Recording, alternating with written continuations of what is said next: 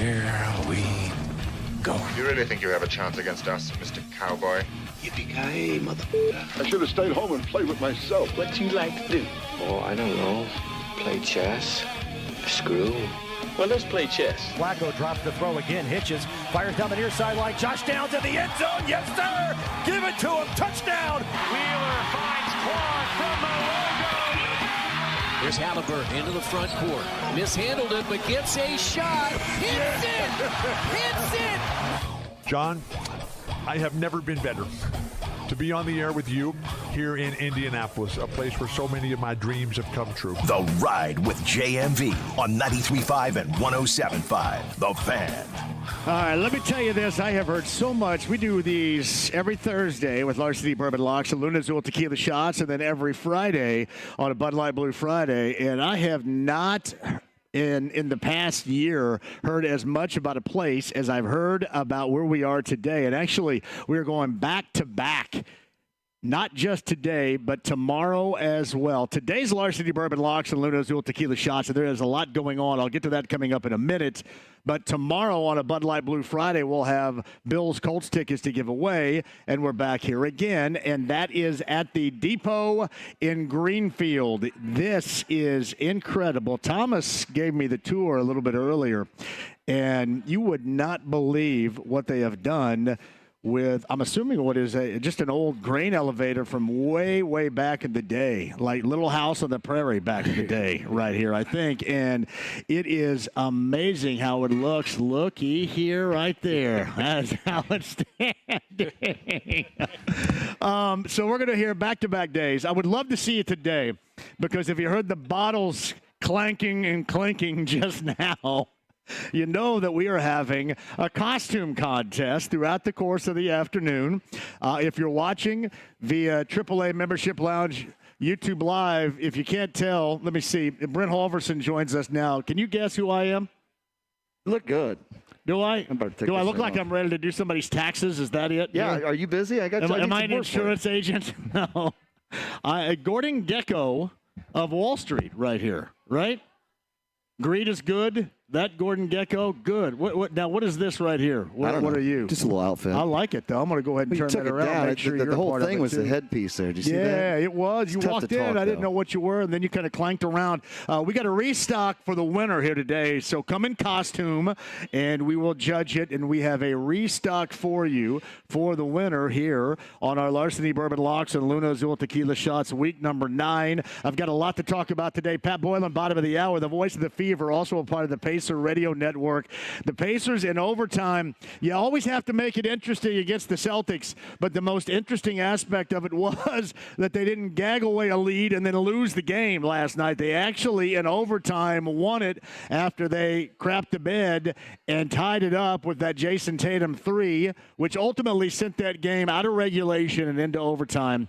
But listen, no arguments here. You would love to see them put that thing to bed better, but all that matters is what happened in the outcome of the win, and the Pacers needed that bad. That was the first loss for the Celtics on the season, the defending NBA champions last night as well. So Pat's going to join us at the bottom of the hour. We have our Larceny Bourbon Locks and Luna Azul Tequila Shots coming up here in the 4 o'clock hour, and then Mike Chappell of CBS 4 and Fox 59. Somebody had mentioned to me today, hey, the Pacers last night, you guys are doing Halloween.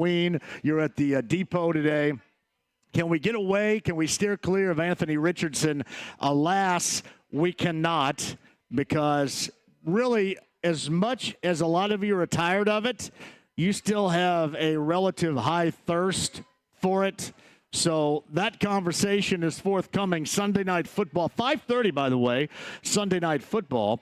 And that is the Colts pregame huddle. We're going to be doing it from the Colts complex on Sunday because all the Colts personalities like Gorman and Bill Brooks and Casey Valier are all wussing out. They're afraid of the Taylor Swift traffic downtown. So I've got to drive over to the west side, to West 56th Street.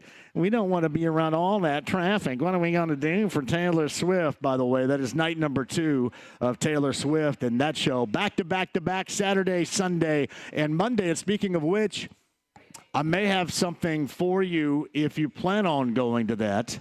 a little bit later on, too. So you can listen to win. Actually, listen to see what you can win, and then you can win it. There's Brent Holverson right there, who apparently has had a hell of a day so far. Have you not? They just keep on coming, Did you get a flat tire? Did you have to change a tire in that? Did you? No. Yeah.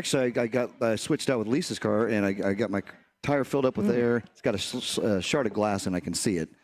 And did you say shard? Did shard. You? Good. I like shard it. Of That's glass. a good word right there. Yeah, I felt it when I was feeling around. I took it, filled it up. It went down. I mean, I was on 5 pounds of pressure rolling into the gas station. Got it filled up. Called her. She fortunately was able to switch me cars out and taking my car to get it fixed as we speak.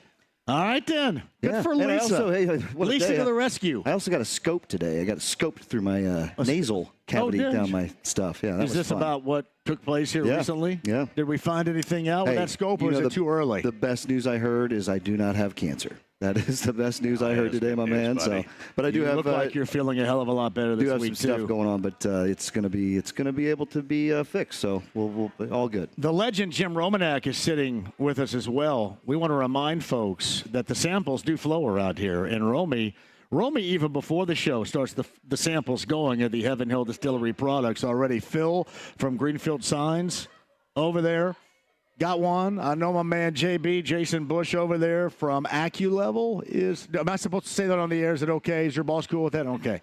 He's working really hard over there, believe me, with the laptop in front of him.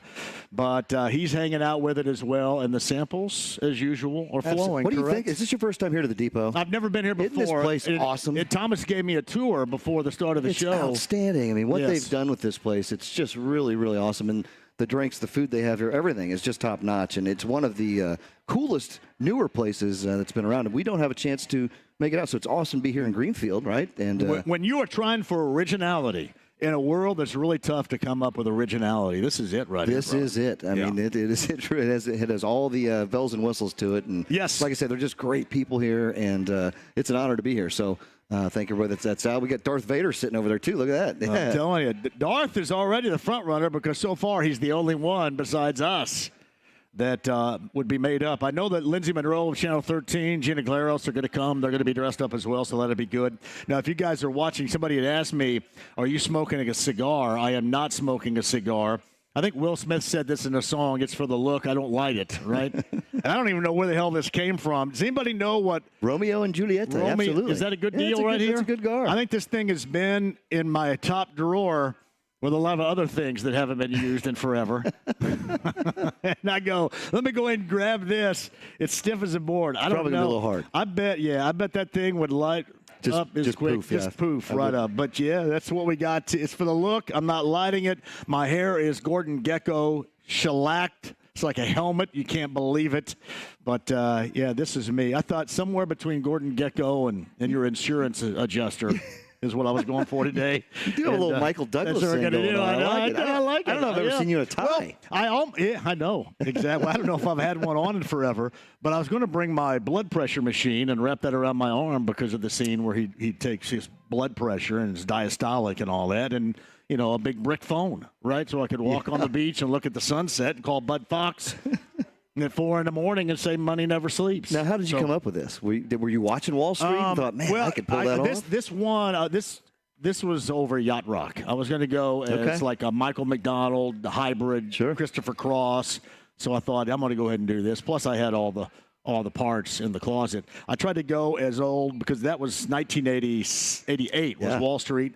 So I went ahead and got this watch, I think, from 1988 right here, too. So it's all coming together right here. Hey, our Larceny Bourbon Locks, Luna's Old Tequila Shots. We have week number 9 that starts later on tonight.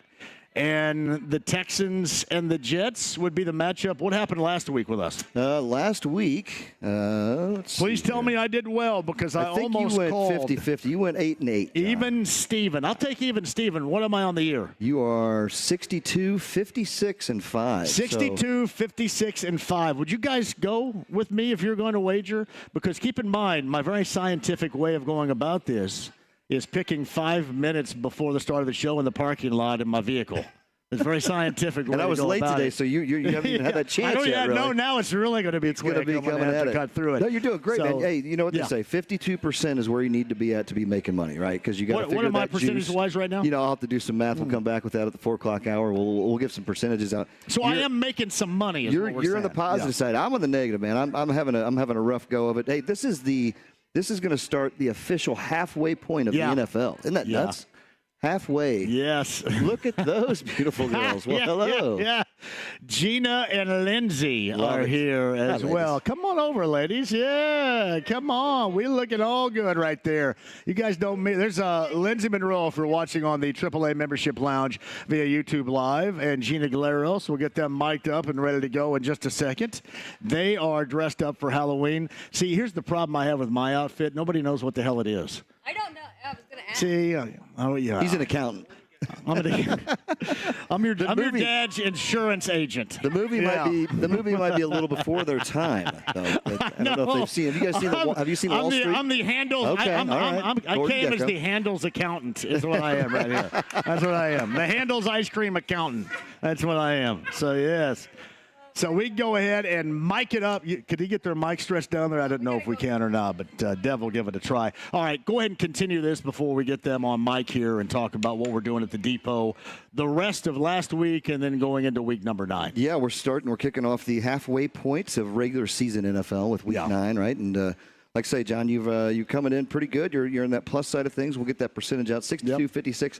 I'm behind you. I'm 8 games behind you, my friend. So I've had a rough go. But that can change in 1 week. It really can. 1 week, and I've got some off the wall picks coming today. I'll tell you that. So this is where it changes right here. I'm going to shift gears, and I'm going for that 56% for the end of the year. That's going to take a lot of work. We're going to get there. What has the number done with Joe Flacco? That number has being installed as the starter. You know, it's actually kind of moved in the favor of the Colts, and I think it's the actual the best thing that probably could happen for the Colts right now.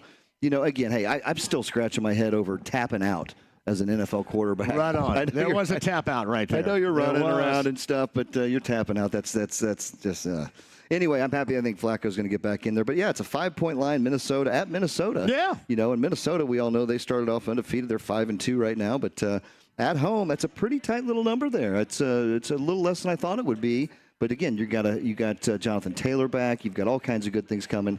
And now you've got a scheme, right, that's going to play more of that passing game. And Flacco's been airing it out.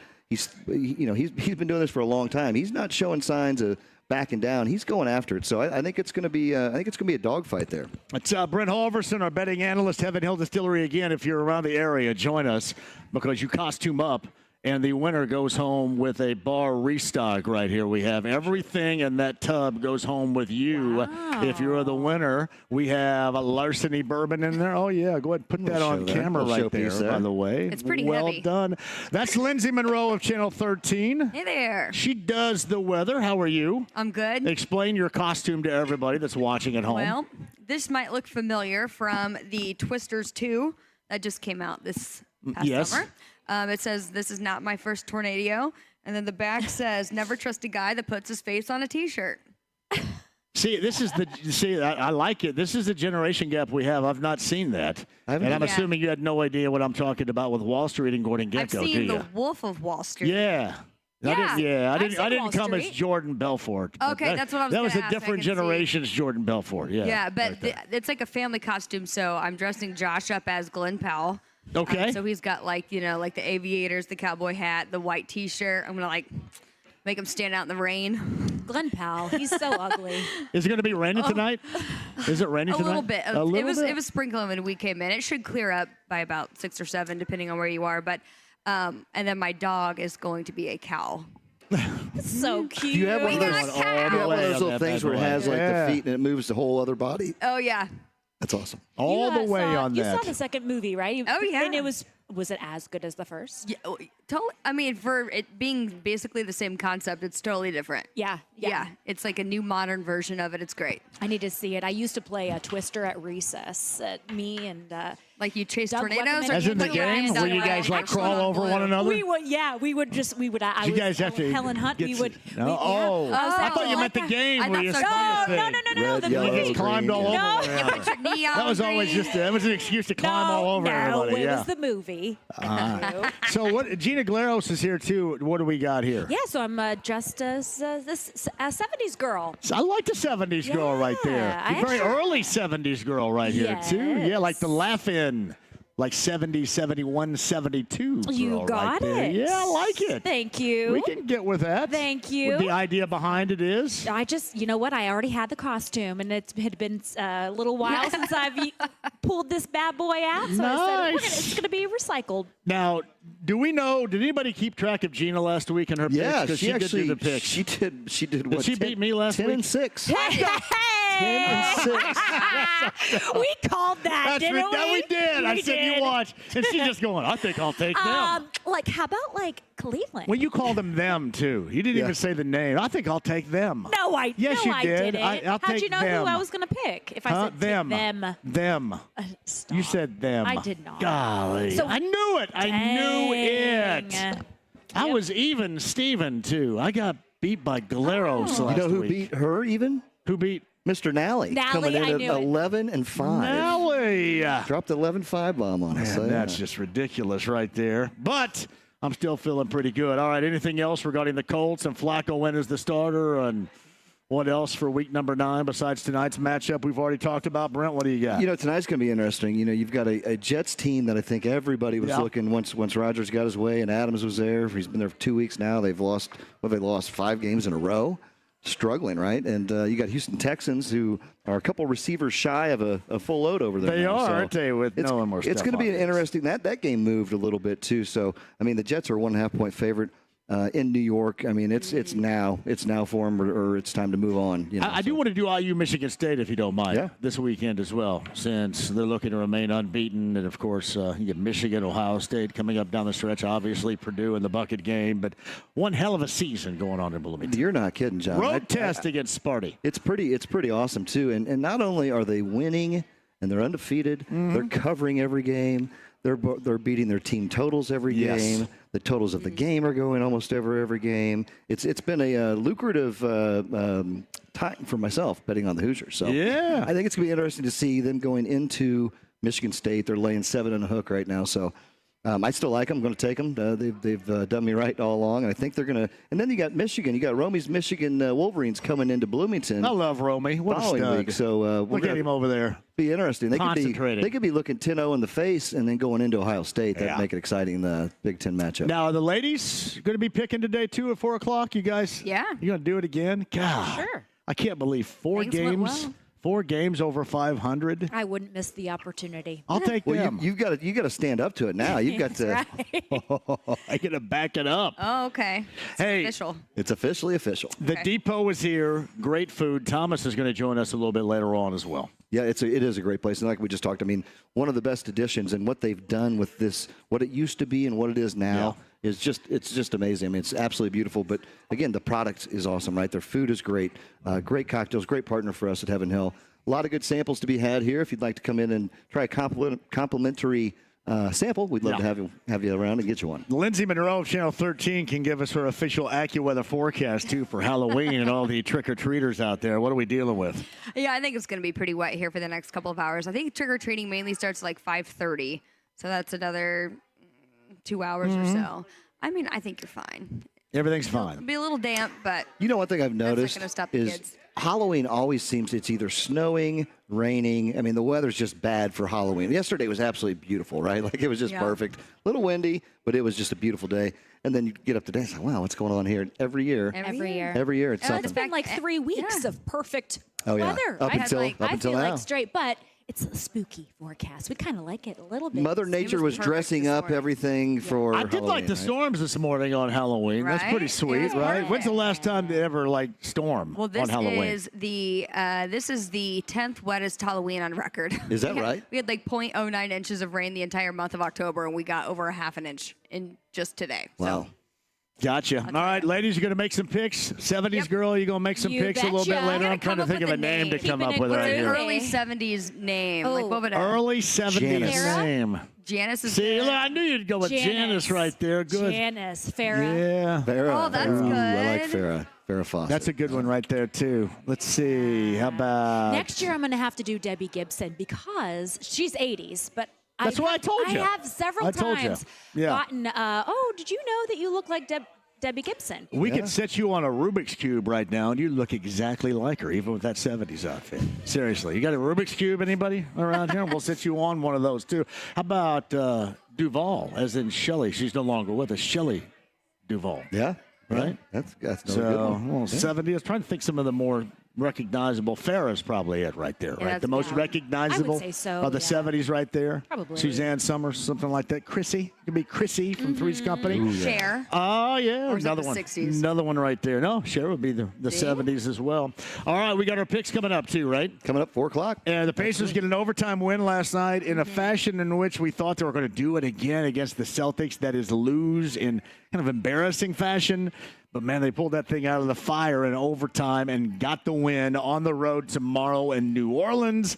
We shall talk about that with Pat Boylan coming up on the other side. But please, let me let everybody else tell you the Depot in Greenfield is awesome. Now, is this Riley right out here? Riley Street? What street are we on? It is Riley, yes. Riley right here. So that's where we are, near downtown Greenfield, off of Riley. Everybody knows where the Depot is, right, Brent? That's right. Come on and join us, and we'll have some fun. We got 3 hours to go yet. So, 3 let's do hours it. to do it right here. Our picks coming up. Mike Chappell as well. Anything new with the Colts? And I know Bernard Ryman doesn't look good as far as concussion protocol. We'll go over some of those things a little bit later on as well. And, hey, Brent, I don't know if you noticed this or not. I don't know if I can get this. Look at these. Look at those socks, my man. How about that? That Elijah really- Craig socks. That ties it in nicely right there. Look at you. Elijah Look at you. Craig socks prepared. with Gordon my Gekko on top of his 1989 tie right here. Look at that. There's no way that thing's been worn since the 80s. You guys want look at that thing right there. Is that what the hell are these things What here? is that? Huh? What are I don't those even little know what it things? is. Design. Oh, just a little design. Just Here. very Say good, here. The very outfits, designful right It's like here. the is what mullet it of is. outfits. It's like business up top Yes. and party on the feet. Well, I mean, look at me. I'm ready. I'm doing business, but we're ready to have some cocktails too. That's right. Lindsay Monroe, Gina Galeros here with us, and Brent Halverson, our betting analyst. Come costumed up, right? Come costume up, Bar absolutely. restock to the winner. Wear a costume like Bill's already the front runner. Is that Billy? I That figured that Billy's might out be there, the him. Darth Vader outfit right there. So he is already good to go. Come costumed up, and you could win this bar restock. All right, quick break. We shall return. We would love to see you in Greenfield at the Depot today. Again, Lindsay and Gina and Brent. I am John. We've got our Larceny Bourbon Locks and Luna Azul Tequila shots coming up in the 4 o'clock hour. I want you to stay right there. The latest Colts news and more on last night's Pacers overtime win against the defending champion Boston Celtics. That is next. The stream, the app, it is HD Radio. If you're watching the AAA Membership Lounge via YouTube Live, you will see Gina and Lindsay. I'm going to keep them on camera because you like that a lot more than you do me and Brent right here for obvious reasons right there. You can check that out. The AAA Membership Lounge via YouTube Live at 93.5 and 107.5 The Fan.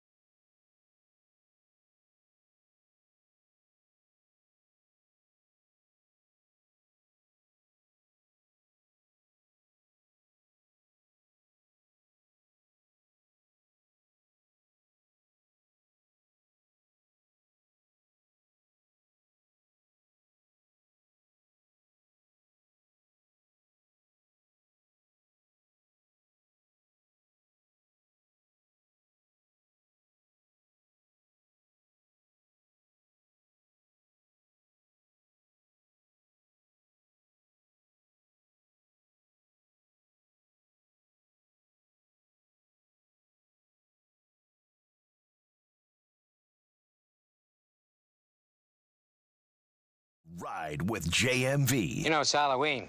I guess everyone's entitled to one good scare, huh? 93.5 and 107.5. The Fan. Yeah.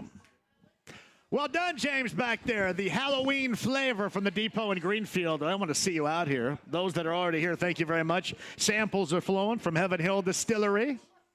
There's Michelle right there. Dev's the on-site engineer. Dev, what are you going as right here? What's happening? It looks like a ninja.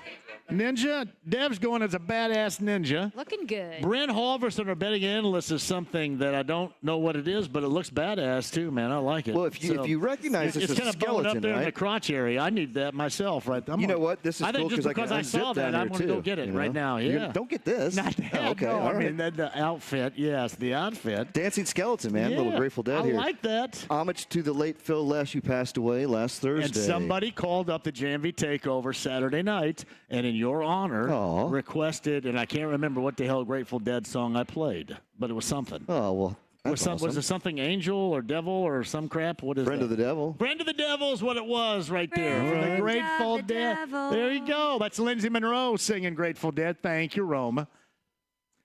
Lindsay's here. Gina's here as well. Happy Halloween, guys. Yeah. So how did you so good. decide to be Gordon Gekko? Because we talked about... The epiphany came last night. talked Actually, about the I'm head not. singer of, I am the accountant for Handel's Ice Cream. Oh, that's right. That's what I am. Okay. All right. I am ready to do your taxes. I wasn't sure sitting what here. you were going to be. Yeah, we talked about it. Yeah, I didn't know either. Did you get any good feedback from everybody out in the listening world? I know you asked for some ideas. No, I got nothing. You got nothing? Yeah, I got nothing. So I didn't know on my own. if Gordon Gekko came through that channel. No, I was watching Wall Street the other night. Oh, you were? Said, Okay, there you I'm go. going to go as the Gecko. I watch it all the time. I Do mean, you? hell, it's on all the time. Yeah, I love. Man, I haven't seen that movie I in love 25 Wall Street years. better than The Wolf of Wall Street. Yeah? I do. Wolf of Wall Street's pretty good. It's so long. Yeah. But there's really good nudity in it and stuff, which I like. Wall Street is still a better film. Oh, yeah, absolutely. Great flick. I'm going to have to, again, you mentioned a name, and I haven't seen it in 20-plus years. I'm going to have to go dive back into it. Go watch it. The Depot in Greenfield. We want to see you, too. Costume up because you can see right down the line the AAA Membership Lounge via YouTube Live. The bar restock going to the winner today at the Depot in Greenfield. Thomas is going to join us a little bit later on. Our picks coming up for Week 9, top of the hour. Mike Chappell with the latest on Flacco being the starter, and all that revolves around the Colts on Sunday Night Football in Minneapolis coming up after 5. But on the Andy Moore Automotive Group hotline, Pat Boylan is back. He is the voice of the Fever. He is the Pacer radio host and so much more. Pat's joining us now. Hello, Pat. How are you? John, doing well. Appreciate you having me. Hey, is Stephanie White going to be announced as the next head coach like in an hour? When's this going to happen? Here shortly? I am waiting with bated breath as you are for the announcement. We'll see if and when a head coaching announcement comes. I, of course, have no knowledge of who that might be or when it might come. But I'm a horse's ass, and I want to put you in a bad spot. That's exactly why I asked, yeah. So, yeah. Well, I'll find out with you, and then whenever that news does come, if you'll have me, I'm happy to jump on.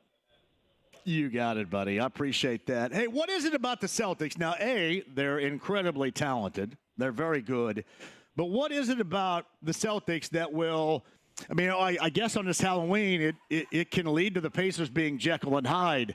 They can kick ass for such a long period of time and then absolutely crap the bed down the stretch as they did last night and gag. They ultimately adjusted that in overtime. But what do the Celtics do to bring on both sides of that out of the Pacers, as we witnessed once again last night? Yeah, it's really interesting because you're watching that Celtics comeback, and I think everybody was feeling a sense of deja vu. Here we go again from these playoff games where the Pacers look so good for long stretches and then can't hold on at the end. That was a pretty dramatic version. I was talking with their TV play-by-play announcer. He's a new, younger guy who's taking over for Mike Gorman full-time for the first time this year, Drew Carter, and he made the point that this feels like the house of horrors for them because they always feel like they get the Pacers' best shot, but at the same time, we know how the playoffs went and how the Pacers weren't unfortunately able to close out Game 3 or 4, but I tell you, if you've had a ticket or if you've just been watching or listening or however you've been consuming the game, I mean, all of these are wildly entertaining. It goes back to the in-season tournament game last year that the Pacers won to go to Vegas. I mean, that was one of the best games of the year. And then the playoff run. And then last night, I thought the Pacers looked for the first time for about 43 minutes like the best version of themselves from last year. I thought they showed hints of it against Orlando, but for the first time they really looked like the best version of themselves. But one small trend, it's too early for anything to be a trend, but we've seen a few games this year where the Pacers have struggled to close the door. That happened against Philadelphia on Sunday to a lesser degree. They had a small lead late against Orlando on Monday. So I don't really anticipate that being an issue long term because it wasn't last year and this team is so similar. But it is something to keep an eye on, and thank goodness you get the win, because if you don't, I think today feels very different than if you do win it, despite the fact that you did give up that lead, and there's, of course, lots to be corrected in what you saw in the last 6 minutes or so of the fourth quarter. Pat Boylan's on the Andy Moore Automotive Group hotline. Lindsay Monroe, Channel 13, Pat, is here and wants to chime in as well. Go ahead, Lindsay. JMV, I don't think you know, but Pat and I go way back to Ball State know that. days. He was like, really? He did sports on. Oh, yeah, I guess I would know. Were you guys in the same classes? Yeah, we go back to like 2009. I think the first news link, which was the news station down there for broadcast students. I think the very first show I ever was sports anchor on, Lindsay was doing weather.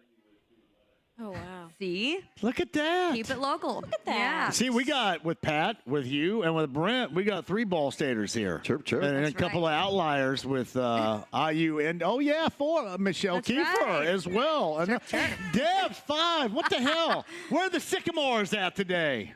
And I'm not even going to ask you about IU Indy because you're not going.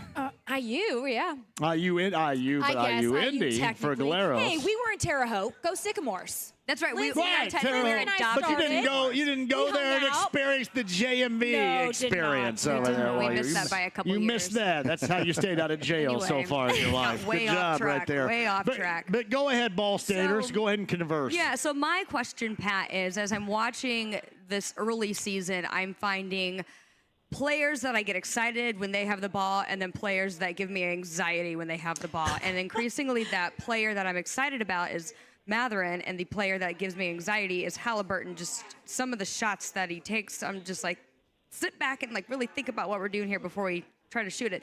Who are the two? Which player are you excited about, and which one do you feel is not having a great start to the season? John, first of all, this is great because normally I just have to field questions from you, so it's great to get a different perspective. Hey, don't sound that damn excited, all right, Pat? God, come on, man. That's a great question. Go ahead. You know, I think Halliburton ultimately is your guy, and he's off to a little bit of a slow start from a shooting perspective, but I think last couple of games you've seen those assist numbers back in double digits. He led the league in assists last year, so I think he's always somebody that you're going to trust with the ball. And if the Pacers are going to have anywhere near the season that they did last year or even build upon it, he's got to be that guy. And I think he will be, and he's had some up and down stretches, but at the end of the day, he's the guy for the Pacers that if you imagine them reaching the kind of success that I think a lot of people think they can get to, it involves him being the type of star that he has shown in flashes. But at the same time, you just see how important he is to the rest of the group, because when his game is a little bit off, if he's not scoring and the assist numbers are 4 and 5, well, it just kind of seems like Miles Turner's not at the best fit of his game, and Aaron Nesmith maybe not at the top of his game, just because of how well he connects everybody on the floor. So I think Halliburton is still my pick there, and a guy that I just want to see more of, but I think the game is moving really fast for right now, is Jarris Walker. And look, he's a second-year guy that barely played in the on the NBA floor as a rookie, so I think a lot of that's to be expected. The game's still moving really quickly for him, but being a high draft pick, I would like to hope that as his time on the floor increases, things start to slow down a little bit for him, because I think he has a lot of really impressive physical tools, athleticism, size, strength, mobility, all of that. But right now, he kind of has the look of a rookie, and we're still early in the year. I think that'll be one of the more interesting storylines to watch is some of these younger guys that maybe didn't get as many minutes last year. Can they work their way into regular rotation minutes and be productive here for this iteration of the Pacers?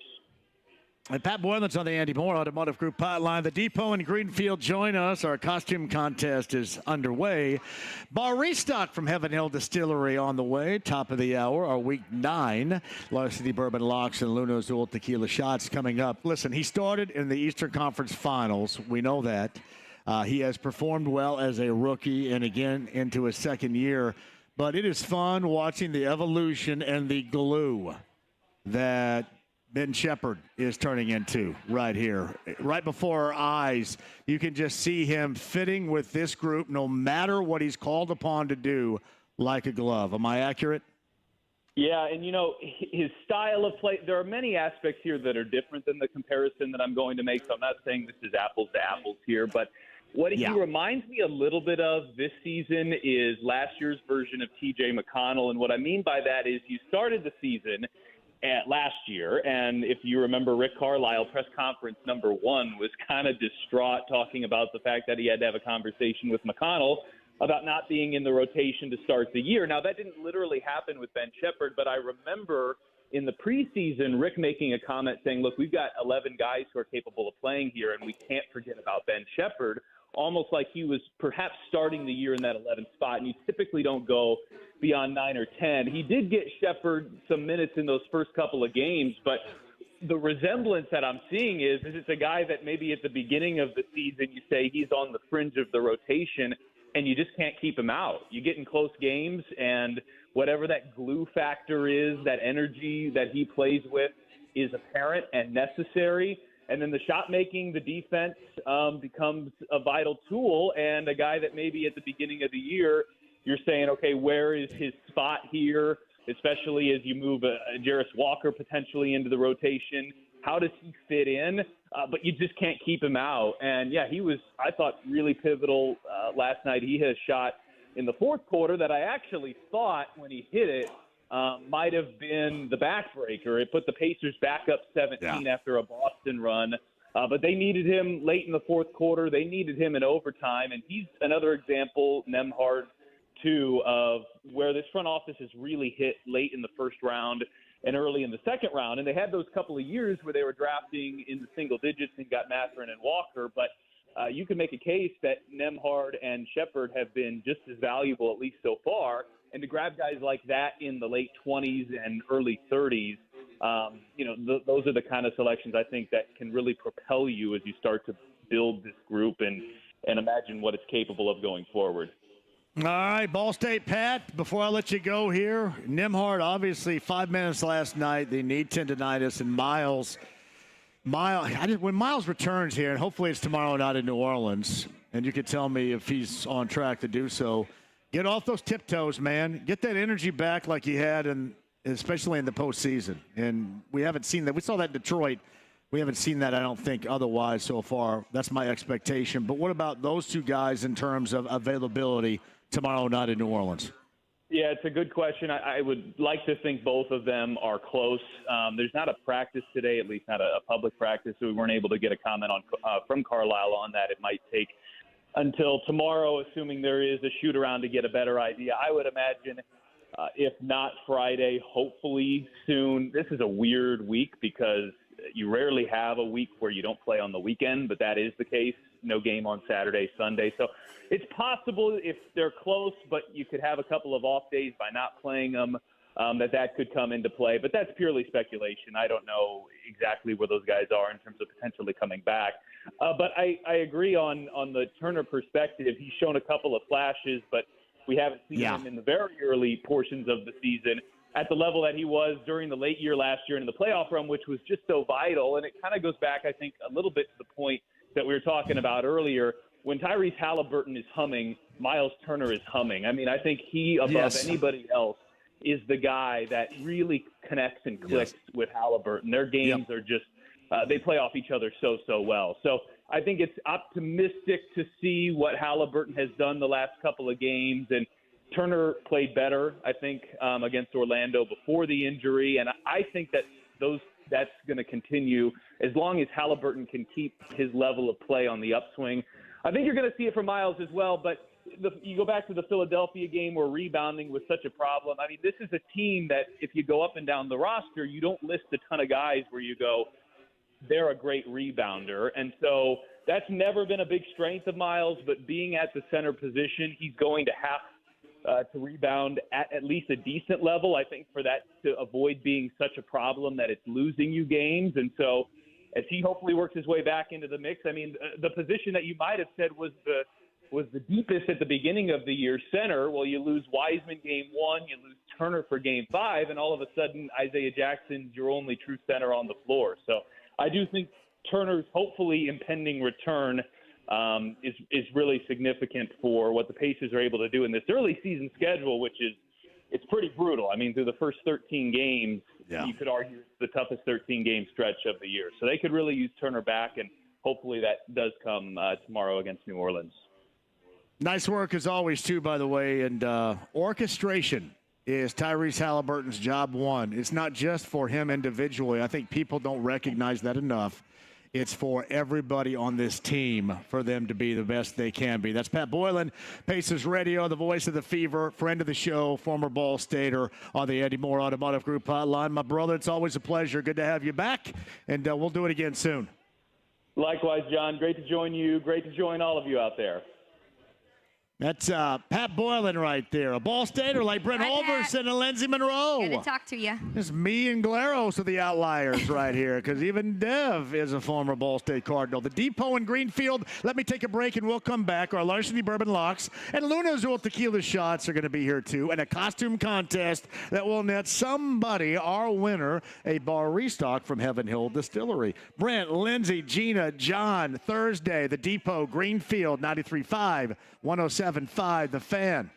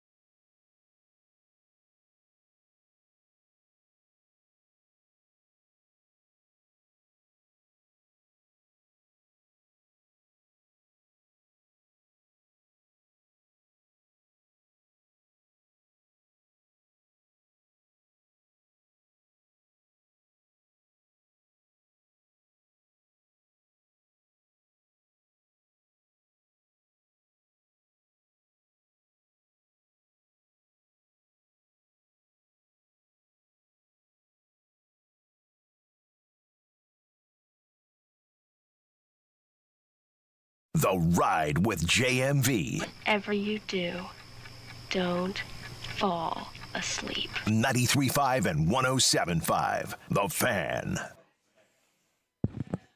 Halloween at the Depot in Greenfield. Costume contest. Bar restock. Heaven Hill Distillery. Brent Halverson is here. Hello, Brent. Hello, John. Got to get here costumed up. We got our picks coming up at the top of the hour. Favorite horror movie of all time? Man, well, this time of year, it's got to be the original Halloween. I love the original Halloween. Yeah. 1, 2, 3 even, but then they got a little weird. You see, I even like part 2 when like they're in that hospital and like nobody's there, no lights are on. Oh, yeah. In this like the darkest hospital of all time. Absolutely. Can you guys turn the damn lights on here or something? And pay the bill. Damn hospital's so There's too dark. many. There's too many movies. Okay, Yeah. favorite scary movie, guys, of all time. That's what he was just that's asking. what I just asked. Oh, I'm sorry.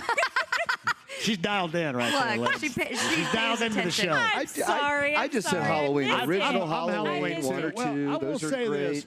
I like the original Friday the 13th. I was going to say the same. Friday the 13th. Because I always Jason found Voorhees. it that, like, Kevin Bacon was in this, right? And he gets murdered. This grandma's, like, running around just offing everybody, right?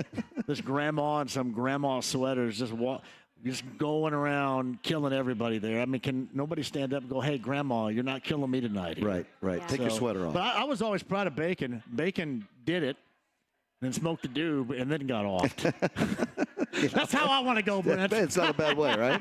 That's how I'm hoping I go one of these days. Absolutely. Yeah, you know what? If I'm going to go, that's how I know. Seriously. I'll tell you some of the... Friday the 13th is good. Yeah, Friday the 13th, Halloween, my top 2. I mean, by all means. I mean, another one, though, the Saw movies. Those things are pretty wild and wicked. I love the Saw movies up to like. It's also another franchise that's just cut it They off. get a little much after a while. Those things are pretty wild. The first 3 were like though. awesome. Yeah. You guys do the hostile stuff? See, the torturies. I'm not into the torture. Oh no, stuff. I'm not either. I want the horror movie. the suspense. I want agree. your I like a imagination. suspense. Yeah. See, that's why Friday the 13th and Halloween also played a role with the music. Oh, absolutely. The score and the it's background. simple little, just a. So that. Were you a Freddy Krueger guy? I was not really. Yeah, it was kind of. Yeah, it's one of those. Yeah. So I'm not. The original, if I would watch that, but yeah. So what is yours? I never could tell. I said, wait a minute, are they awake or asleep? What the hell's going on here? Yeah. Where are they right here? What, is yours Halloween I will or say Friday this. the I like 13th? the original Hellraiser. I did like that. The original from '87. But yeah, I'd probably be a Halloween guy. Halloween, Friday the 13th. I like the Funhouse. I like the original Poltergeist a great. Oh, absolutely. I was going to say Poltergeist. Yeah. Craig T. Nelson, Joe Beth Williams, the original. I like that one. And Toby Hooper was the director. Remember all these Spielberg names. was supposed to do it, but was involved I know. with E.T. Isn't he amazing? With E.T. and then didn't end up doing it, but he had a big hand in it. But Toby Hooper, who did Texas Chainsaw Massacre, the original. That's the one I was going to the pick. director, yeah. Yeah, I like the Texas Chainsaw Massacre movies just because a lot of it's based off of like true things. Oh, Nightmare on Elm Street. is what we're hearing. Yeah, That's a good one too. I used to watch Night of the Living Dead. Yes. All the zombie movies with my uncle at like way too young. I do like the original Dawn of the Dead where they're roaming around that mall in Pittsburgh. That's awesome. Like Pittsburgh, Pennsylvania, out, all war. Like they're at Wicks and Sticks, and there's some zombie trying to kill you, trying to eat you. Wait a minute. I mean, nobody's ever been offed in Wicks and Sticks before like that. Have you guys ever seen The Look at Piggly Strangers Wiggly. with Liv Tyler? The What's that? Strangers. Yeah, well, I've not. That's one of my. Yeah. That's one of the scariest we've ever I'll tell you seen. another one Stranger? before we go to a The break. Strangers. Because James wants us to go to a break here. Is it When a Stranger Calls? Is that what the one where she's babysitting and he keeps calling and then he ends up being in the kid's bedroom upstairs? and That's she's like every babysitting? scary movie. That's Yeah, that's a very basic I plot. don't like that. Very basic don't but like- good. Suspense It's too is what I'm realistic. looking for right here. So suspense. And anything with Jamie Lee Curtis. Prom Night, Oh, Terror yeah. Train, the original Halloween, Halloween 2, all that. All right. Lindsay and Gina and Brent and John were at the Depot in Greenfield. This is a Halloween afternoon. Week 9 of our Larceny Bourbon Locks and Luna Azul Tequila Shots and the latest on the Colts with Mike Chappell. That's in an hour, but our picks are next. 93.5 and 107.5 The Fan.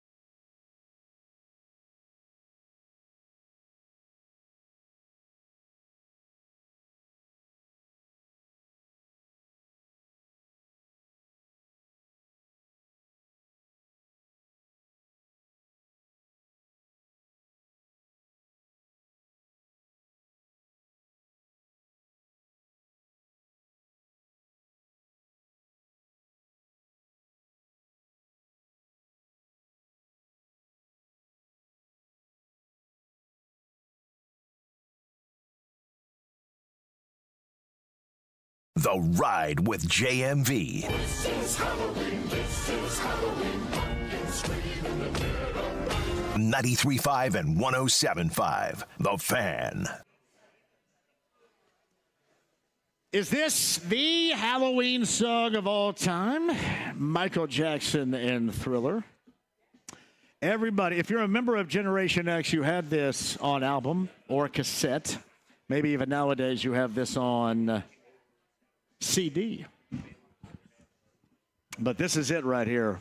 I remember I didn't have any. We had like 3 channels, Brent. Brent Holvers is with us, the depot in Greenfield. We had 3 channels, so I sent a VHS tape to my friends that lived in Indy and had them roll MTV the entire time to capture that video. And it like rolled for, I don't know, maybe 6 or so hours. And finally, boom, there it is. Thriller, the video right there. You know I have a Thriller jacket, right? Do you? Oh, yeah. My dad wouldn't buy me one. I got it at merry-go-round in 1984. Is that right? Yeah, I wore it to my awards banquet for basketball. That's awesome. That and a skinny tie. I always wanted one. I'm surprised I didn't get my ass whipped by somebody.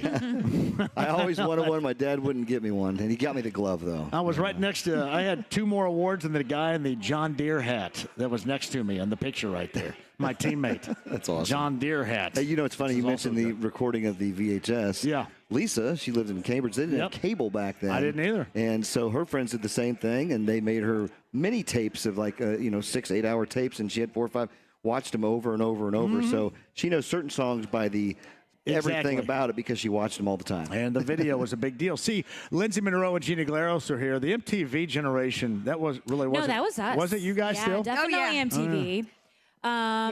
You watched that TRL crap, though, didn't Yes, you? we did. I bet you did. Yeah, we did. Carson Daly's. Yeah. How'd you guys do that? He did. Well, Is he just not a? He was not great. He's just a mammoth douche, isn't he? Kinda. Here's the thing. They put Am I wrong? NSYNC on there. I mean, I am too. I'm and assuming, that's why I watched it. I mean, Oh, I it's just wanted, it, I just yeah. wanted to go in and Britney see Spears. where they, like Yeah. all my favorite. We actually watched it for the music back then. Did you? That's what they said, huh? And then my mom and dad put the parental control on MTV. I'm like, oh, what am I missing? Got a satellite dish finally when I was 18. So I used to tape pornos and then go sell them, rent them out in my locker. You sold it. That's how there was an unusual level of knowledge for pornographic material for Eastern Greene County back in 1988. And you were the culprit. I know it. Like Amber Lynn goes, I'm really popular in Greene County. I don't know why. Well, here's why. Hey, that's Brent Holverson. Gina Glaros is here. Lindsay Monroe, the depot in Greenfield. Our Larceny Bourbon Locks and Luna Azul Tequila Shots. Last week, Gina, 10-6. Is that what you said? Wait, what'd you say? What'd you say? 10-6. I think so. 10-6. Yeah, I just want to hear. I that was again. even. I can't. I told you that would happen though. That's such BS. I Beginner's knew luck. that would Let's happen. See if I got what it takes this time. 10-6 last week, and what were we again, Brent? Last week, you were 8-8. I was 7-9. Dang. I was on the downside again. Rough start. Yeah. Hey, this is starting. 1 week can make a huge difference. It can. though. It There's can. no doubt about that. There's a lot of we got a lot of action coming up here too. Some big numbers, some home dogs. We got all kinds of stuff. Hey, Pacers with Pat Boylan a little bit earlier. Pacers in New Orleans coming up tomorrow night down in New Orleans. Back-to-back on the road at New Orleans and at Dallas. And again, the schedule remains to be difficult. It will ease up, just not yet. We'll find a little bit more out regarding Miles Turner and that injury. And Andrew Nembhard, who started the game, played 5 minutes and had knee tendonitis and didn't. But Benedict Mather was so awesome last night, just really from start to finish, and so was Pascal Siakam. Overtime win over the Celtics, which, in fact, the Pacers needed in a bad way. And the latest from Mike Chappell on the 5 o'clock hour, the Colts go with Flacco on Sunday, Richardson to the bench. Hallelujah. See, you were pretty. I was fired up. You were I was fired up, texting and I'd you go, and you Lindsay. were. You want to see Flacco, don't you? I think most of us, I don't know, not to speak for everybody, but I think that was, you had to do it. You had to do it, and it was, I think that Richardson can watch Flacco, hopefully for the next year or two, and learn from him. Just watch and learn. His career here is over. You think so? Oh, I think it's absolutely over. I mean, maybe. I don't think you should write him off. He's young, and I think that it was an expensive mistake for him to learn, and he'll eventually get it right. Well, he's going to be good. He has time. He has time to he's just a youngin. If he does, it'll be someplace else. Let's just put it this way: the sports world has turned Anthony Richardson into a verb. And to Anthony Richardson is to not follow through for your team fully. It's to kind of be a little lazy. It's not. Listen, I don't know if I'd go that far. However, when they said no, you're right. No, listen. When you talked about the professional, show I know, but I think when Shane Steichen, your head coach, mentions he has to learn how to be more professional. That's perhaps maybe the better way maybe you're not. And from what I was told, people want him to be like Jaden Daniels in Washington. You get there at 4 a.m., you get all your work done, and then when everybody arrives to the facility at 6, you're ready to go with everybody else. I think that's what they looked for, and that wasn't what they were getting. So that's So do you think that's why he's not going to be able to make I think it's ineffectiveness. I think Jim Irsay had a massive role in this, even though they said he didn't. And I think the helmet tap also had a lot to do with it as well. So I think it was had he not. If he helmet tapped and he said, hey, I'm injured, I hurt my hip or whatever, which I was told he hurt his hip and he didn't want to say he was injured again and chose what was actually worse than saying he was injured, saying he was tired. Right. So, it was not good. Dude can't win. Yeah, it was not good at all. Good. So, and I think Jim Irsay, again, even though they said he didn't have, that much of a word, it was Shane Steichen's decision. I don't buy it. I think he wants to win some games right now. He wants to see this team in the postseason. And at 4-4, that's hanging in the balance with the schedule certainly coming up here. And he wanted to change. And I think they all agreed on that change. I think Shane Steichen wanted it too. Oh, so for sure. I do. I think, and, after he did the whole helmet tap thing and some of the team got into it, problematic. It was just, it was. Yeah. Watching that game, it was laughable. It was just, humorous. Yeah. Gloria was fired up on the. I know she was fired up. I was so fired up. Settle down and then he said what he said. I'm like, oh my goodness gracious! I didn't think it could get any worse. That's a doubling down on it right there. You guys ready to do some picks? Brent, you ready? Let's do it. Varsity Bourbon Locks and Luna Azul Tequila Shots Week 9 for the Depot. Yeah, thank you very much in Greenfield. The band has been signaled, and here we go. We start later on tonight with the Texans and the Jets. The Jets have been an absolute disaster. The Texans got to dig for some wide receivers. Stephon Diggs, speaking of which, is done for the season. And the Texans are kind of limping along with that win over the Colts last week. The Jets have been really embarrassing for everybody. 1.5-point favorites. I'm going to lay the 1.5 and take the Jets solely because they've been so bad and because they're at home. I'm kind of going with the law of averages right here. A short week for an injured team of the Texans. Give me the Jets, Brent. Yeah, you got a 6-2 Houston Texans at the New York Jets sitting at 2-6, completely opposite scales, but yet the Jets are favored by 2.5. I think you're right. I think they're coming back home. This is a must-win. They've went out and gotten all of Mr. Rogers' request, and it hasn't done anything to date. But you've also got a Houston Texans squad coming in a little bit depleted. They can keep Joe Mixon at bay. I think it's going to take out. You got Tank Dell back there, and that's really kind of it. They're missing out on with Diggs gone for the year. All kinds of stuff going on there in Houston. I think the Jets pull out a victory. Give me the Jets, lay the 1.5. Jets win 24-20. Lindsay Monroe. All right, so I'm just kind of looking at how the Texans have performed so far this season. They're doing pretty good. That record looks pretty good. And even though they are going to be on the road, I think the Jets team is just not good enough to overcome them. So I'm going to go with the Texans. Flip a coin there, Glaros. Right. Well, after the loss against our Colts, or the win against our Colts, I'm going to go with the Texans. Cowboys and Falcons, 2.5-point favorites of the Falcons at home, man. The Cowboys have been a disaster as well. Lay the 2.5, Brent. Give me Atlanta. What do you got?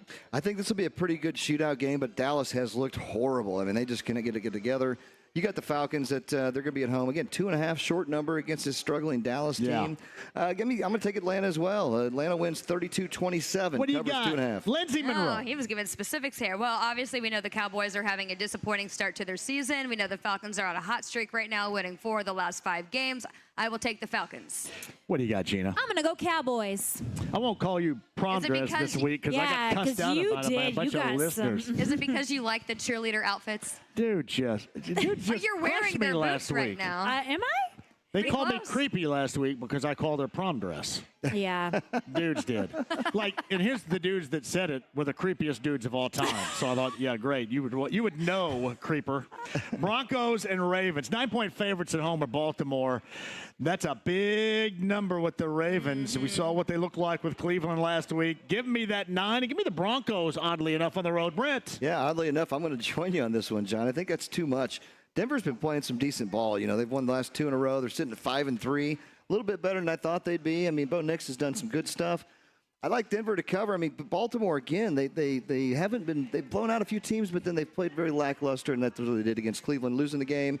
Give me Baltimore wins the game, doesn't cover. Baltimore 29-23, Denver +9. Lindsay. Yeah, I'm going to go ahead and go with the Ravens on this one. I think that it's going to be a pretty good matchup. It's going to be one of the games that I'm looking forward to watching just because of how close the teams are going to be evenly matched. But I think in the end, the Ravens will pull it out. I agree. Baltimore Ravens. Yeah, Dolphins, Bills on our Large City Bourbon Locks, Luna Zilla Tequila Shots, Week 9 at the Depot in Greenfield. 6-point favorites, so the Bills at home against the Dolphins. You saw a little bit of resurgence, but you also saw my Cardinals. My love affair with the Cardinals continues for a good reason. News coming up on that a little bit later on. I'm going to lay the 6 and give me the Bills at home against the Dolphins, even though, offensively speaking, there was a little resurgency last week, Brent. Yeah, I like the Bills as well, John. I think with all the pieces they're adding and what they've done, I think they've really starting to get it to going really good here. They're actually looking 6-2, and you're looking at Miami at 2-5. They finally got Tua back, showing a little bit of life there. I don't think it's enough. They're going to have their struggles. Give me the Buffalo Bills 31-20 means they cover 6. Linz? All right, yeah. I think that the Dolphins are going to have to completely rework their offense now with their quarterback back into action. Maybe that will be good for them. Maybe it'll be an evenly matched game, but I still think that the Buffaloes are pretty hot at home, going 3-0 so far this season. I will go with the Bills. For the heck of it, you guys all said Bills. I'll go Dolphins. Just for the heck of it, right? See, that's what happens, right? That's a hell of analysis right there. Right? Oh, what the hell? Everybody else, I'm going to go the opposite Sitting at direction. 10-6, right? Yeah. See, that pisses me off so bad. You can't even tell me how much that pisses me off. I like the color of their And uniforms. we're going to see 7.5-point favorites. Derek Carr is back, I believe, for the Saints under center this week, right? On the road against Carolina. So is Bryce Young at quarterback. I want the points. Other than Carolina sucks, and what the Saints still have a lot of injuries there, but I do want the points. Give me that 7.5. Give me Carolina, Brent at home. Yeah, this game here, that half point right on that line really makes it tough. I think I got New Orleans 27-20. I just have a hard time betting on the Panthers. I really truly do. I agree. Young's back there, but you also got. We're going to have Dalton Carr. Carr's going to be back for. That's what I mentioned. Derek Carr. That's going to be big for them. Wide receiver wise, they're struggling, but they got Kamara.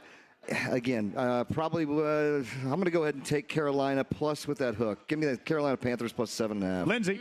Okay, so this is probably going to be one of the more boring matchups of the week, one I'm probably not going to try to tune into or at least seek out. Do we even know who's starting for the Panthers on their quarterback? Bryce Young. Okay, so Bryce Young's back. We know that the backup quarterback is healthy again, but we don't know if he's going to play. It's just like one of those things. It's like so back and forth. So I don't know. I think I'm going to take the Saints. Glaros. I'm going to do Saints as well. Good for you. Largely Bourbon Locks. I'm still pissy after last week. Largely Bourbon Locks. Luna's will give us shots. I know. Bengals at home against the Raiders, 7-point favorites. Lay the 7. Give me Cincy at home, Brent. Yeah, I'm with you again, John. Cincinnati. We all know the Raiders' struggles, right? They've been struggling all year. I think Cincinnati is kind of going to get back on track here a little bit. Cincinnati is actually they're sitting at 3-5, so they've got to make a move now if they're going to get back in that hunt again. I think they cover this 7 pretty easily. Give me the Bengals 30-17 over the Raiders. Lindsay Monroe. I just think you cannot continue on with this poor of a showing at home. You got to keep your fans energized. You got to keep everyone happy. And I think they're going to bring that energy, and I think they're going to get their first win at home so far this season. I'm going with the Bengals. Gina, go ahead.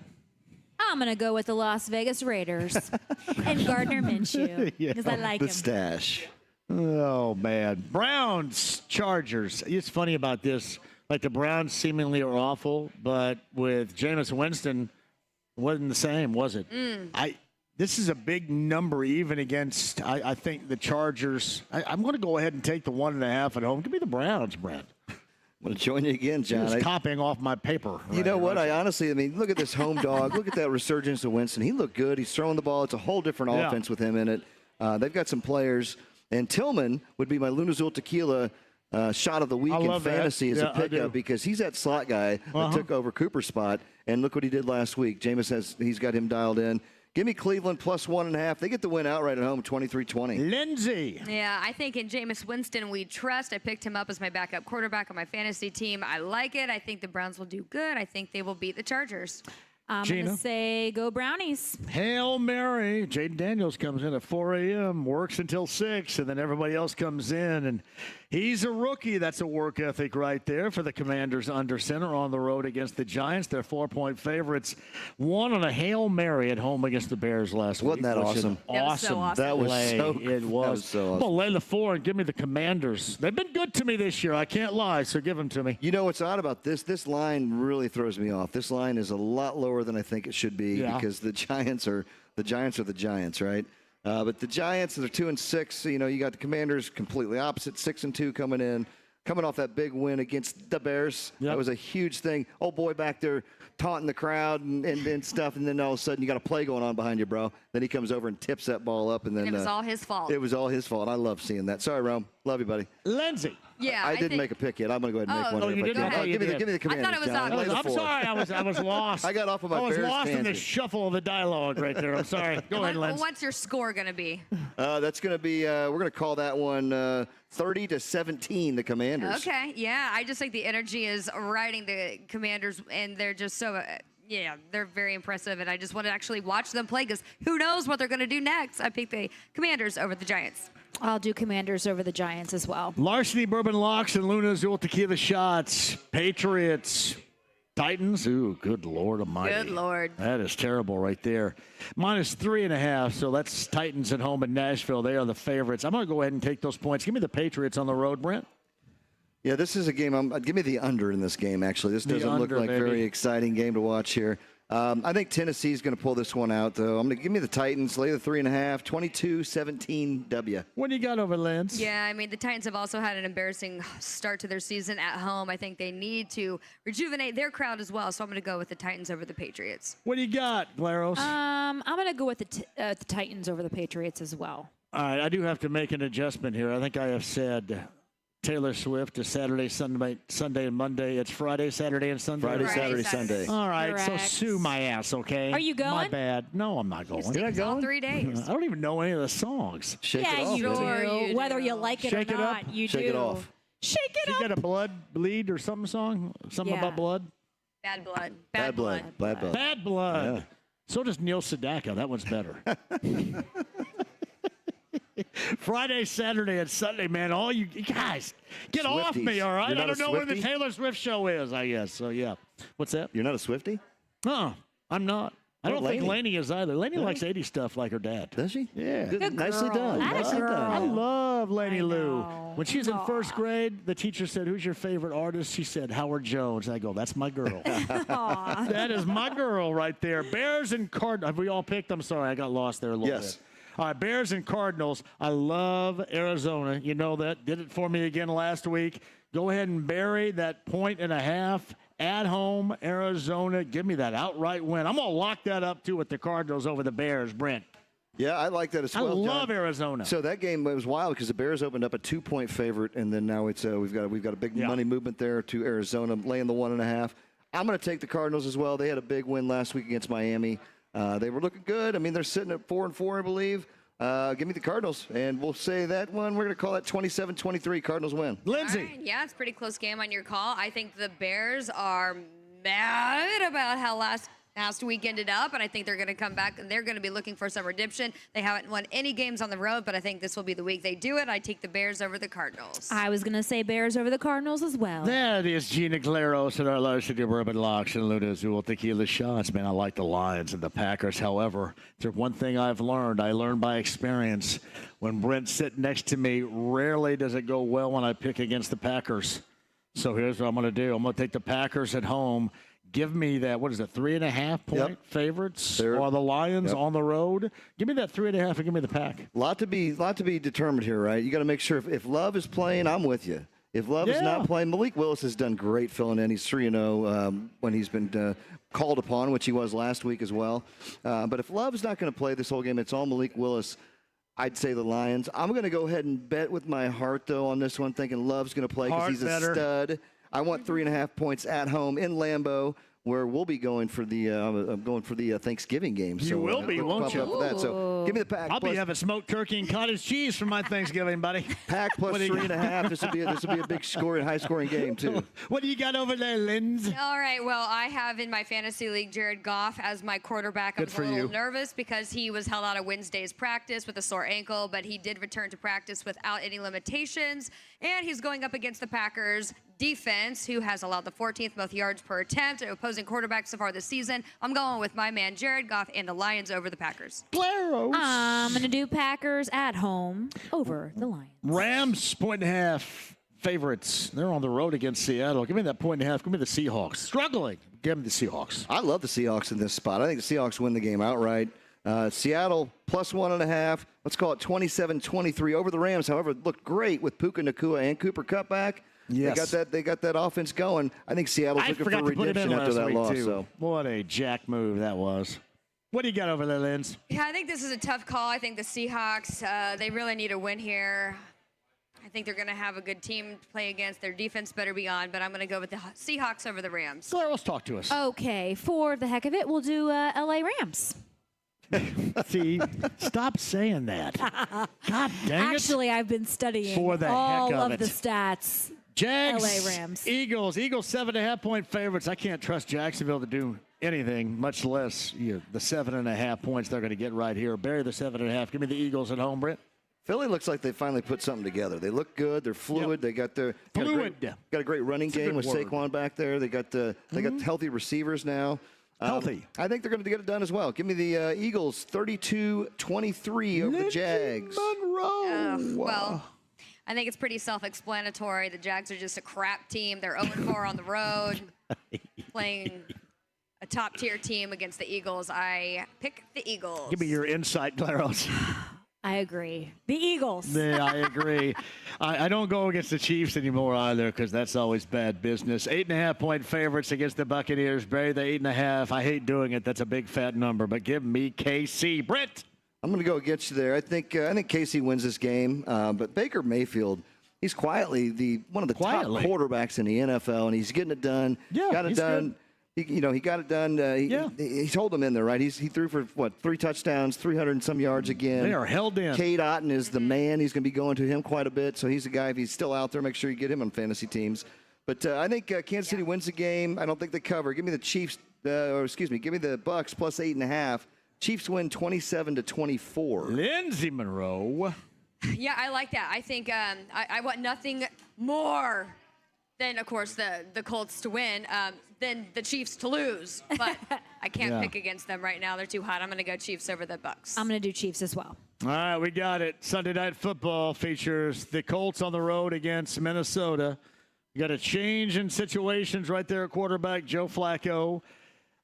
Do I think that part's going to be better? I do believe that it will, but the Vikings have been struggling recently, and they take care of business against teams that are equal to or less than themselves. I think that's a bad sign. 31-23, Vikings are the winner. The cold water thrown by the host of this show at the Depot in Greenfield on our Larceny Bourbon Locks. Luna Azul Tequila Shots. Give me the Vikings. Yeah, I again agree with you. Everything you said is spot on. I mean, the Colts, I think the best thing they're doing is the quarterback change. Get Flacco in there. Let's get this offense opened up. Get out there and fire away. They're going to need the firepower against the Vikings. The Vikings are struggling the last 2 games they've lost. I think they're going to get it done get it done at home. 27-20 Vikings cover. Lindsay. Yeah, it's very hard for me to pick against the Colts, obviously, but I think that we're hoping to see some improvement from the Colts offense, but I think that the Minnesota offense is just going to win out in the end. I'm going to take the Vikings over the Colts. All right, I'm going to go against you guys. I just need it for my blood pressure after last week's game. I'm going to go Colts with Flacco at the helm. The only one right there. She's just doing it to get the applause right there. Go Colts! There you go. She got it. All right, Larceny Bourbon Locks, Luna Azul Tequila Shots. Anybody want to make a change right here? Because after right now, Final this answer. is solidified. Lock it in. Set in concrete. All right, quick break. We'll come back. We'd love to see you at the Depot. We're in Greenfield with Larceny Bourbon Locks and Luna Azul Tequila Shots.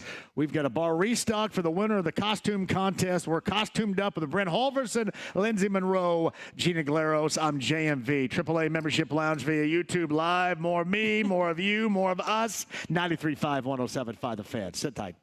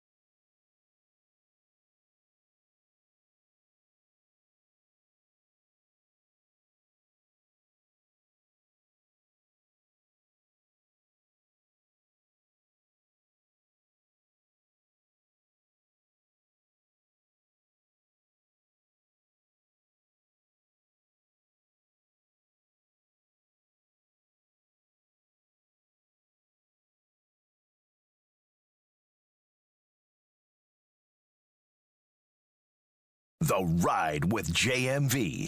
Hi, I'm Chucky. Wanna play? 93.5 and 107.5. The Fan. All right, we go back at the depot in Greenfield. Thank you for joining us. This just came in from the Colts Superfan. Only Lindsay is good at your locks. Go Colts, forever optimistic. You didn't pick the Colts, though, did you? Mike. You picked Gina picked the Colts. I think. Go Colts. Yeah. Flacco. Go Flacco. 10 wins last week. That's absolutely brutal. So that was Chucky, the reentry right there from Child's Play. Anybody at Child's Play horror movie fan out there? Anybody? I've seen it. Yeah, I was about to say it's been a long time, so I don't really remember a lot of this. Why can't you just not grab the damn doll and go throw it in a fireplace? Like, what are you going to do? You're smaller than me. It's like if my dog threatens me. I'm like, you are 20 pounds. What are you going to do? What are you going to do The here? original, though, was so much better than the remake. Anything is there anything that's remade that's ever any good? Truly. No. All right, so what we got going on this evening? Lindsay Monroe, what do you got Halloween-wise? After you hang out here with us at the depot in Greenfield for a long time. Yeah, so I'm going to go over. My neighborhood is not big on we live in a neighborhood where there's a lot of people who downsize and then like when people retire. So there's not a lot of empty kids. nesters. Yeah. And so we don't have a lot of kids in our neighborhood. So we're actually going to go over to one of Josh's buddies' houses. He's got 2 young kids and they just go all out for Halloween. So he invited us over and I'm going to finally give out some trick-or-treat candy, some kids. Yeah, I'm really excited What's the candy of choice on this Halloween? I'm always Reese's. Reese's? I get that. I got to have peanut butter on my chocolate. That's right. What about you, Brent Holverson? I am a Butterfinger guy. Oh, you Butterfingers really? are Yes. so Don't good. lay a finger on my Butterfinger. And you got to jackhammer that stuff off your teeth whenever you're done. You do. That's the only bad thing about it. But it's like the gift that keeps on giving, John, because it stays for a little while with you. I don't know about the jackhammering, but it lasts for a while. You got to brush your teeth every now and then. You do have to cleanse your teeth. That's a good thing to do twice a day. Glaros, candy-wise, what are we liking? I love Kit Kats Kit Kats and are so good. Reese's, which they're giving out at the depot here. Why do we like Mr. Good Bars? What the hell's the problem with that? That's so 1988. It is have milk nuts in chocolate with nuts. That's what I thought. And it's just too boring. I love It is nuts. boring. I need more layers. You know the newest, greatest candy that's come out in our last 20 years? What is that? Take 5. Take Take Five. Fives are so Five is good. They so brought it back, good. I think, didn't they? They just it didn't catch on as much as it should have. Oh, my, that's still. Like Bar None. Bar None was awesome, too, and I think that went away. Did you Bar say yours? None. What's your favorite? Mr. Good Bar. Mr. Good Bar. Oh, yeah, those are fine. Yellow, easily is- identifiable. It just says, hey, I'm a chocolate bar, mini, bite-sized. Give me that son That of a is gun. such a If I Gordon could Gekko right now- response, bro. It Right now, it's like nutrition bars. I go, yeah, this Robert Irvine's nutrition bar. But Such no, an 80s. yeah, Mr. Good Bar. No? Why No, not? That's such a Little Gordon chunky Gekko thing, nuts bro. in it and stuff, and milk chocolate. No. Yeah. Like I don't like Crackle.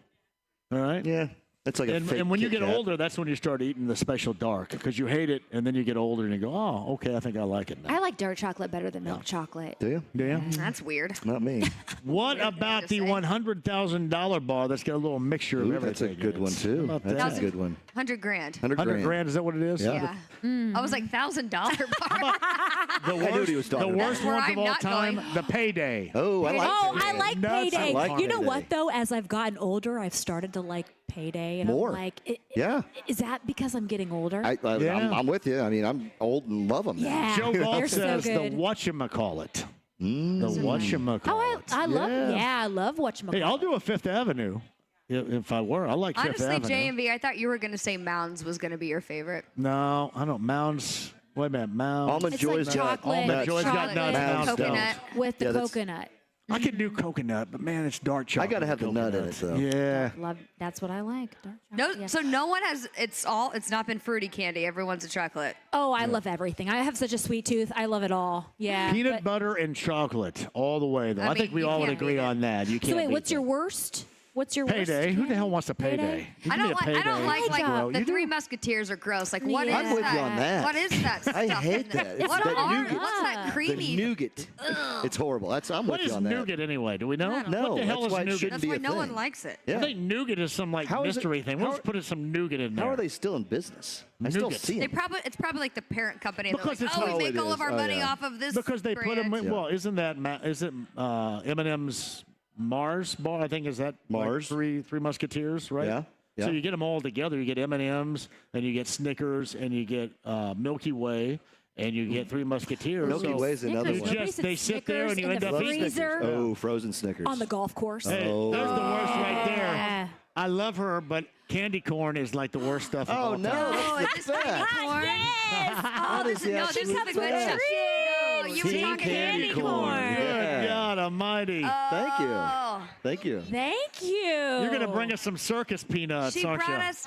It says candy corn on the thing, but it's stuffed with chocolate, so you can actually have that. That's a good. We forgot about Whoppers. Thank you. Yeah. Whoppers are good. Okay, worst. Yeah. I would say. Thank you.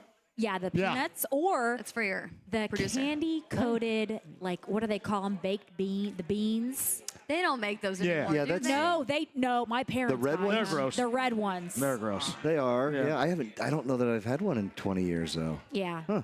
Not good. Wow. All right, there you go. The updates on Halloween candy. Wherever you're going, whatever you're doing. If you wanted to hear it, you got it. If you didn't, sorry. Here's my Halloween candy. It's a shot of larceny. Hey, by the way, hey, Dev, I think something weird's up here right now. I can't see. We can't see anything here. Larceny bourbon shots just going on minimize right that. here. Yeah, that's what we can do. Probably I bumped into it. All right, so what are we about to do here before we get back to talking about sports and Mike Chappell in about So 15 you're minutes? getting ready to drop with a little beautiful brand called Larceny, John. You're I just love going it, buddy. straight Larceny right Yes. there, my man. I love that. Good way to bring in Halloween. Yep. The ladies here are going to go with a nice little Evan Williams Hey, fire. can we have a glass chilled. raise right here? Super Because easy. I want to do a toast to Thomas and everybody here in Greenfield at the depot. Thank you for having us for back-to-back days. Have a great Halloween. Thank you once again. Let's do it. Cheers. Cheers to everybody. Let's do it, girl. Delicious. Kyle gave me the adult dose on that one. You got a big one. That's That's a went down big one. smooth, Kyle. I thought You that got- was you the got full a big glass one. you sipped on. That's very good. Wait a minute, Glaros. There's like half of it still in your glass. I'm First of all, I'm savoring the taste. Did this we is just go like with a dabble? an entire beverage in this cup. Wait a minute, yours too. Hey, listen, on this show This is like spicy. you gotta come strong. Cinnamon. This is That's delicious. It's cinnamon. It's This like is big red delicious. gum. It's like it really is. It's like the Yep. perfect fall little beverage. Yeah. That is our toast, everybody. But we're going to be here. We got that costume contest still going Absolutely. on. We don't got we, a couple Brent? good. Look at the Ghostbusters over there too. By the way, They look Ghostbusters. I love them. Fantastic. Yeah. Dude, is that a real unit? Can you like really shock Ghost with that thing That's right there? awesome. That built backpack is it himself. outstanding. That's the Wow. whole damn Did you thing see the right backpack there. we I walked did. in? Yeah. Look at that thing. Oh my god! And he had a full-on gun and Where stuff do you out of get there. one of That those is. backpacks? He had to have. Oh, made it's coming over. Okay, wait. That is the Put it reason. on Did you, camera. did you make Oh. this backpack or did you buy it? Hey, Ross. You bought it. Come Right on here. over here. No, hey, go back Over there. here. Go back there. So Ross in Plainfield, who's a great listener, is going to show us from a distance AAA Membership Lounge via YouTube Live on this Halloween. Oh, it his lights up too. Ghostbusters Oh my god! backpack right there. Wow, look at that thing. Can you cross the streams with that I'm thing scared and to be be okay? in front of this thing. What's going to happen Yeah. here?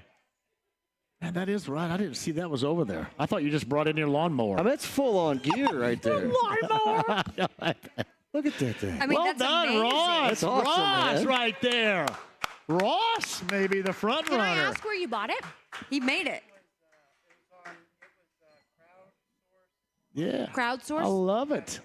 Wow. That's Hasbro? Ross in Plainfield, by the way. So it's spirit of it. Calls the And we have JMV the ghost actual over movie there. prop with the Yeah, actual look at movie. that. Beautiful. Yeah. Alyssa's over there That's as the the best. ghost. That's the best Archive. catch you'll ever have right there, my man. Hey, That's it. 239-1070 is the number. See, look at you. You know where to hit the spot right, don't you, man? got it, Hey, man. Jerome, join the show with me, the ladies, Brent, and you. Go ahead.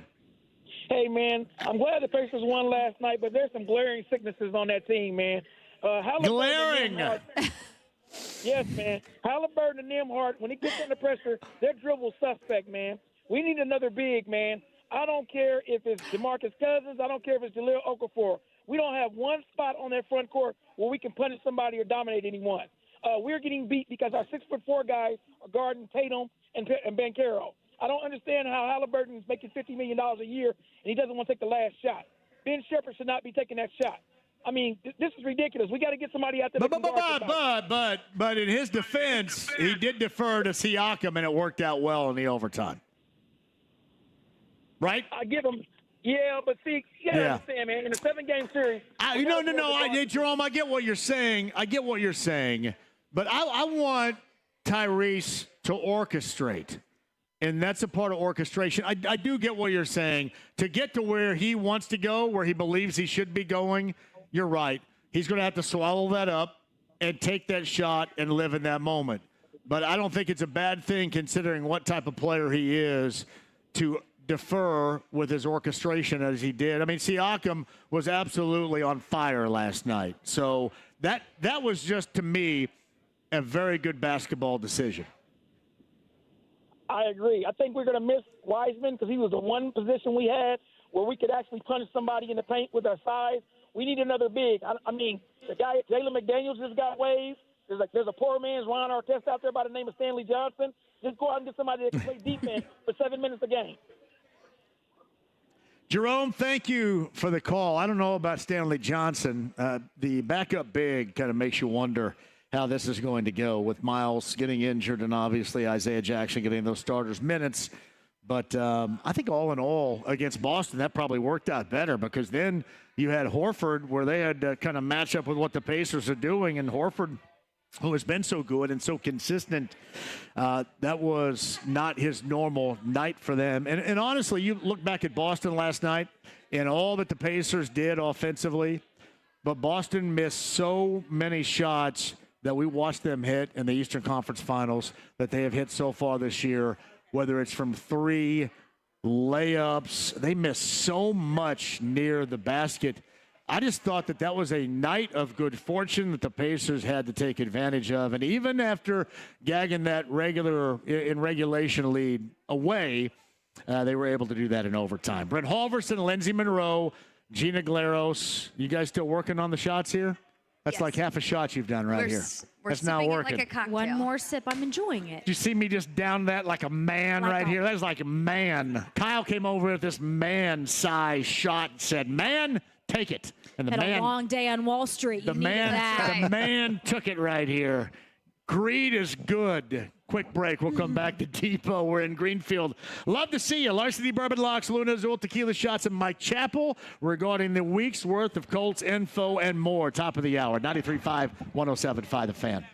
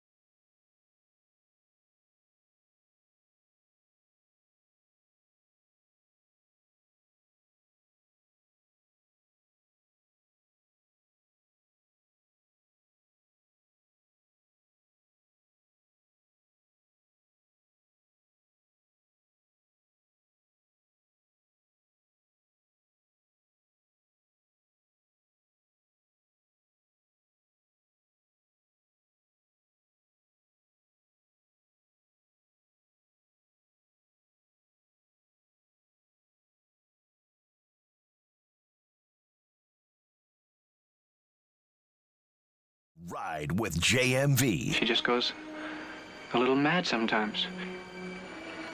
We all go a little mad sometimes. 93.5 and 107.5. The Fan. Oh, thank you for joining us. We are what is an action-packed depot in Greenfield. Thomas is the owner. Thomas is awesome. We're hoping to get him on a little bit later on. Lindsey Monroe and Gina Galeros with us. Brent Halverson, Heaven Hill Distillery, also here. I did want to bring up IU football because IU trying to remain unbeaten on the road at Michigan State coming up this weekend. It has been a magical ride. I've mentioned this before. We've had Justice Ellison on the show. He was an absolute joy, and not just being a joy on the show, but producing at such a level. They find a way to get it done no matter the situation. And Brent on the road in East Lansing, coming up on Saturday in preparation for Michigan and Ohio State, and then obviously Purdue. It is a big game, a magical season. Will that continue coming up on the road for IU this weekend? I really think so, John. I mean, again, we talked. I mean, there are 7.5-point favorites. It's always tough to go on the road, especially in the Big Ten, right? I mean, for whatever reason, it's tough. But these Hoosiers and what they've got going on, it just they have it all together, right? Yeah. They're putting it together. They're putting up the points. They're scoring.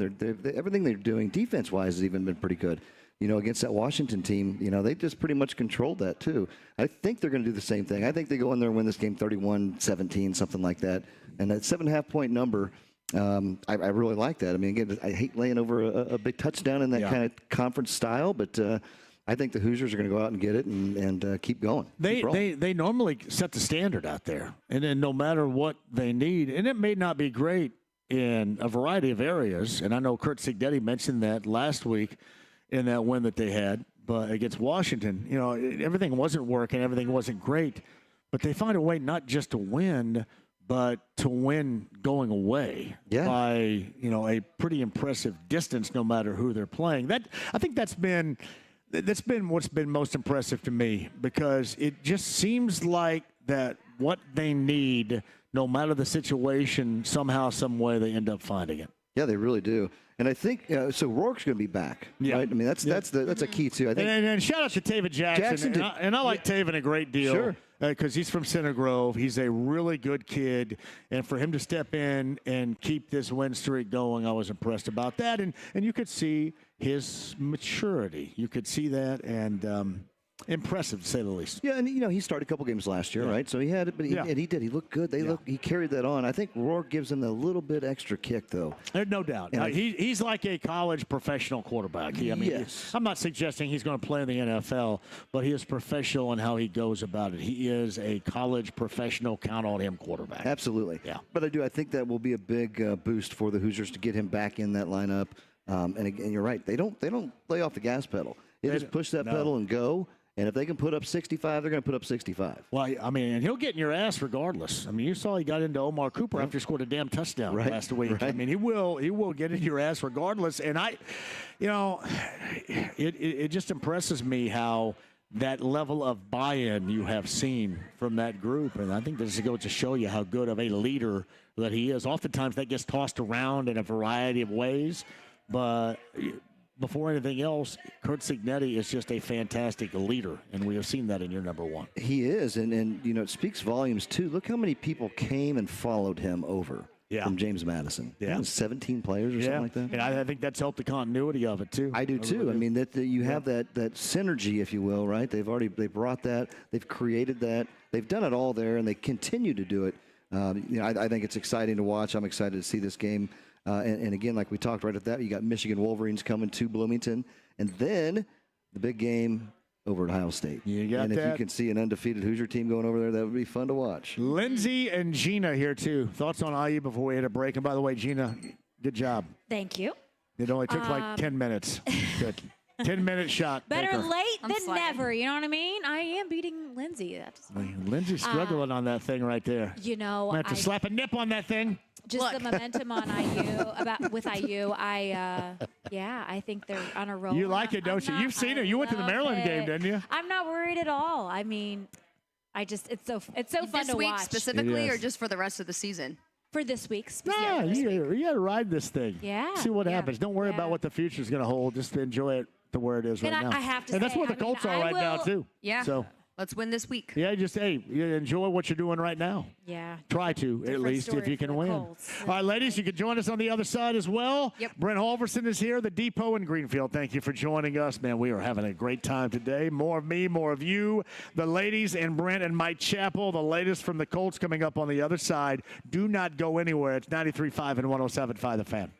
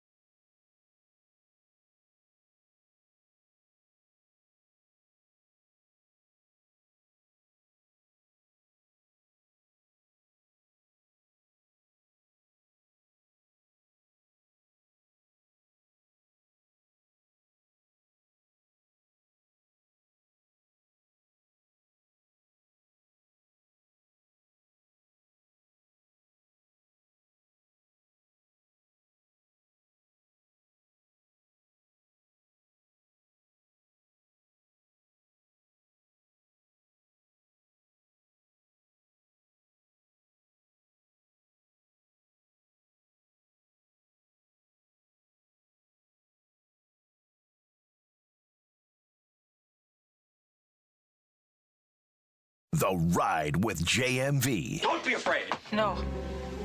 Be afraid.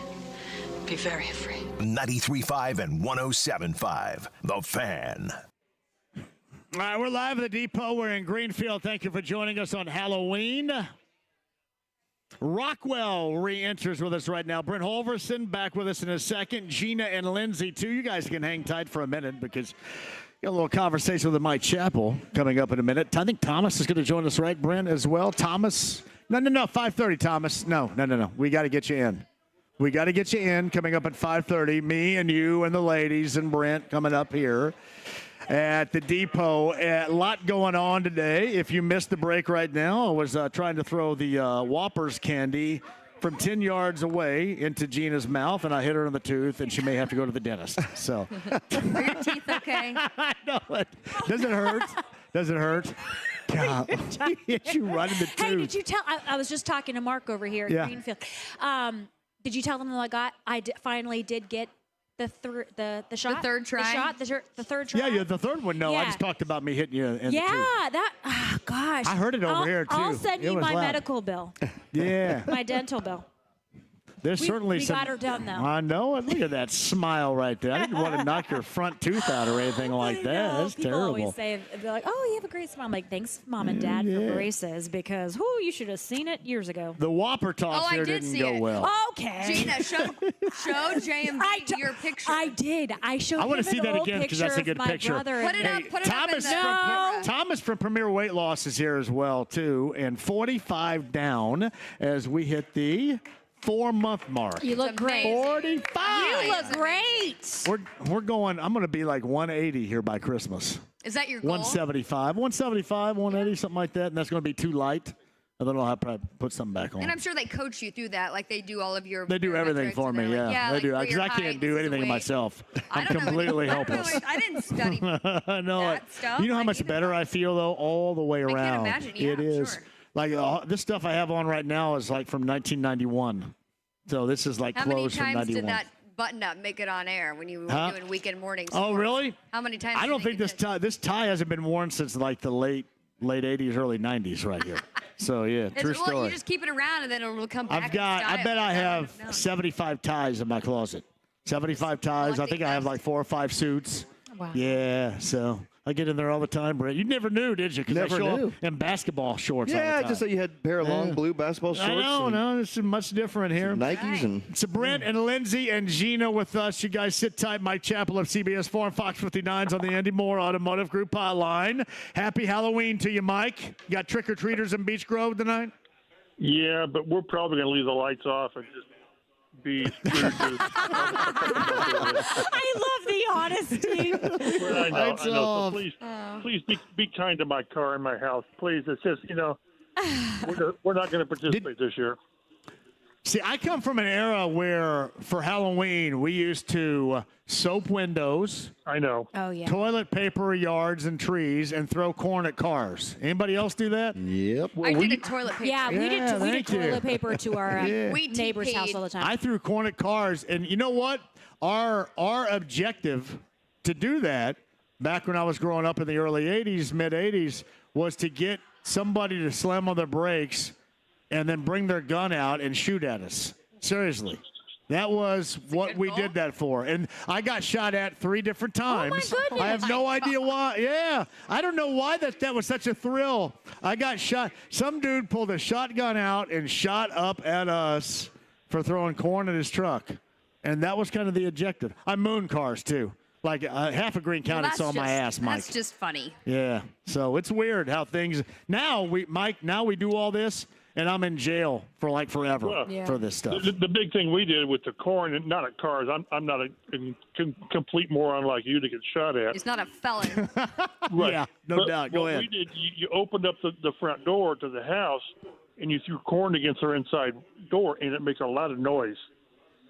So we did that, and that's about as rogue Like as someone we got. knocking at the door. Right. Now, we picked out a spot, Mike, on a hill that overlooked Highway 58. And when cars drove by, we would throw corn from a 10-gallon bucket at the car driving by. And again, the objective was, and this is 1982. but was to get somebody to get out and be mad enough to pull a gun. Seriously. Well, see, the most Where we were did your like parents? that is, yeah, really. So this is why you And are. they how you actually are. fired. You know- They actually fired. And here's my biggest problem. I had a dog that followed me everywhere.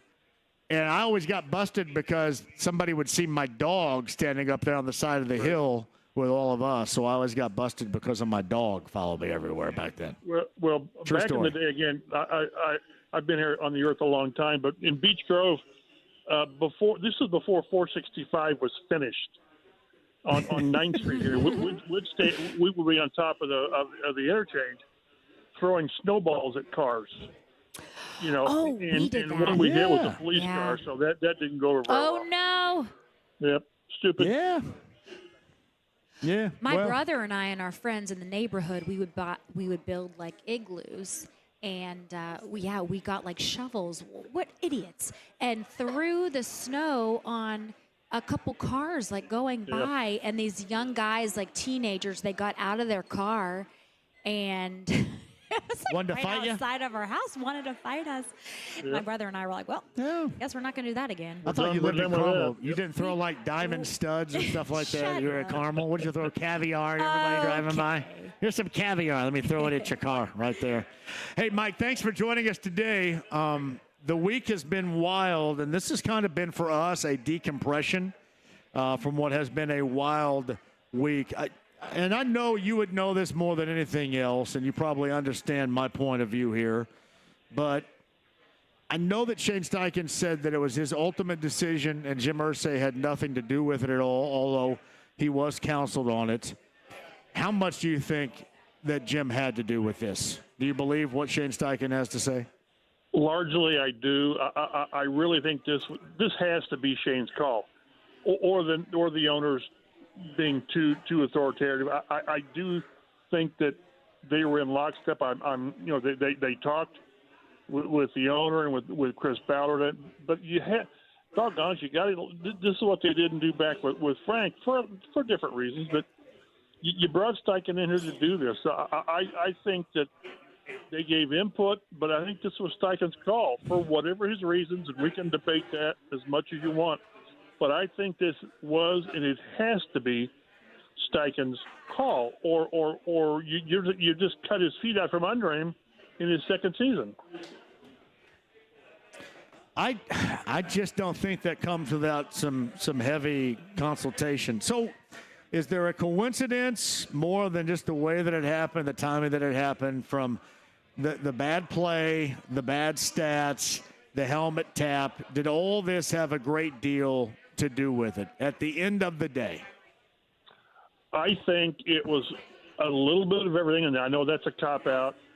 I think I do believe the tap-out has more to do with it than, and besides that, this is reason number 10.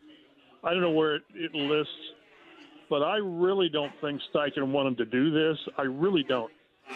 I think, maybe I'm wrong, I think Richardson gave him no choice by how he was playing.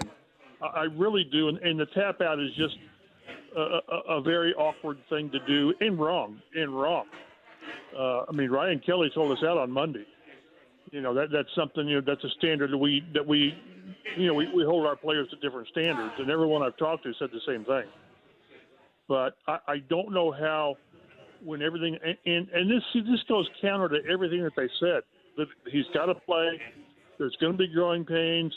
We're going to have to live with them. But I really don't think they expect it to be this painful. 44%. You can't win. It's crazy. But the next game, if he goes 15 for 15 throwing, he's still just completing 50% of his passes. You can't win the league that way. I don't care how many explosives you make. But this is a change. This is to say that you're 4-4, and now this guy, to say that Joe Flacco gives you the best chance to win means Anthony Richardson does not. So they've changed the long-term, it seems, focus to more short-term. And, boy, I tell you, they've picked a bad time to do it because these next 4 games are going to be tough. I don't care who's quarterbacking. Yeah, I mean, at this point, hey, Mike, we're the laughing stock of Barstool Sports. It's, nationwide. But I think speaking as a Colts fan and talking to my friends and family, and we're talking about last week, I guess my question is, even long before this week, why do you think there has been a push now to play AR? Because obviously, push comes to shove this week, but we know that he has not been performing well for several weeks now. So why did we have him in the game in the first place, do you think? Because they've got to know. Again, they've told us. We talked to Chris Ballard in training camp, started training camp, and he said it's going to be a roller coaster. All of this stuff was supposed to happen last year as a rookie, and the shoulder injury took care of that. So, again, they knew, they expected the difficulties. I just don't think they expected it to be this hard, this difficult, and it just sort of came to the point that you've got to, like somebody mentioned, there's 52 other guys in the locker room, and to keep putting someone out there that is not playing at the right level with the tap out, I get that's always the thing that's going to be that's going to taint things.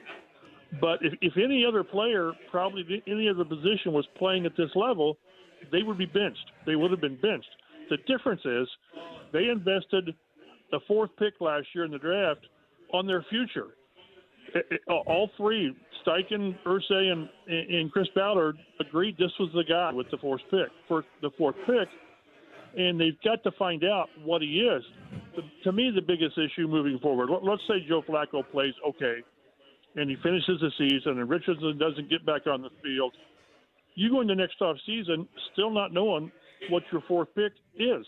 He will have played 10 games, had 500 or so snaps, and you really don't have a better idea where he is then than you do now. So that's the problem. That's the problem they've created that I think Richardson forced him to do. I would love to have a silent poll of the locker room to see how many players were in favor of this or are in favor of this. All we heard was surprised, shocked, didn't see it coming. So and they've all got Richardson's back. And this is no knock on Joe Flacco. None at all. This guy's come in and played well. He's got the great career. This is more about Richardson and how you're treating the present and what you do going forward. If Richardson is not the guy, if you determine he's not the guy, then this franchise is going to be stuck for the next 2 or 3 years trying to find that guy. We've already seen how hard of a process that is. And everything's going to change this week. I mean, we're completely kind of foregoing the quarterback having that running game, and now we're focusing on the experience that Joe Flacco brings in his passing abilities. How do you feel they're going to rework the offense to focus more so on the passing game versus the running game for the quarterback? And how do you think the wide receivers and our running backs and our offensive key players are kind of adjusting to prepare for this week's game? Well, it's going to be different again because there's no threat of the run with Joe Flacco. I think you're going to see, and this is against a really, really good defense. They're going to blitz like crazy. They're like 3rd against the run, so it's going to be hard just to say we're going to run the ball. I think you're going to see quicker drops. You're going to see more timing passes. Maybe a lot more with Josh Downs and the shorter stuff that we used to see with Michael Pittman. You still got to take shots, and Flacco has taken shots, but you've got to protect him. There's every reason to believe that you're going to have a rookie left tackle. With Bernie Ryman, dealing with the concussion. So you've got to change it. You can't just say, well, we're going to do what we did. No, you have to do what they've done with Flacco. It's going to be more of a timing, get the ball out of your hands, try to limit mistakes against that defense. This defense takes the ball away. They've got 12 interceptions by 8 different players? That's crazy. So you've got to find a way to get Jonathan Taylor heavily involved like last week, although they waited a while to get that done. It'll be a different offense with Flacco because it has to be. Mike, we were talking earlier in the show in terms of long-term. Do you think that AR is going to have a chance to redeem himself with the Colts, or do you think, it's all in the past? Damn it, that was my question, Blaros. God dang it. Do you think that he is going to eventually be traded? And because I said he's done. I said he's done. Yeah, we were obviously speculating, but what do you think? I don't think he's done. Mike. I think he'll get another chance. It might be because Flacco, has an injury or something. I'm lukewarm whether Flacco can start the last 9 games just because quarterbacks get dinged up. I think he has another chance. I can't see these guys deciding after 10 games, 10, that he's done and they were wrong. I just can't see that. But that's the problem you created when you're not going to let him play again unless something happens with Flacco. I can't see going back to Richardson in 4 games with Flacco playing and just say, well, we want to go back to this guy. That's going to be hard to do. But so you think that he is going to have a chance with the Colts to redeem himself? We're going to see him. Right. But again, is that going to be this year in December? Is it going to be a quarterback competition in camp next year, and then it's next September, which would be difficult to envision? But there's no way. I don't think there's any way, buddy. I understand what you're saying. But I do also, being in that locker room, those guys have his back. They do. They believe in him. Now, whether or not they believe enough to say, well, but we're going to go through 10 for 32 a couple more, 2 or 3 more games, I don't know about that. But I just think everyone believes this kid's he turned 22 in whatever it was, January, February, whatever it is. He's still one of the youngest players in the league, immense talent, and they've not always helped him perform well by, too many drop passes and play calling that I don't agree with the deep shots so much so early. But I just can't believe that these guys, again, when they were all on board with this pick, walking away and trying to reload, because we've seen they've invested the immediate future, whether that's 2 years, 3 years, 4 years, in this guy.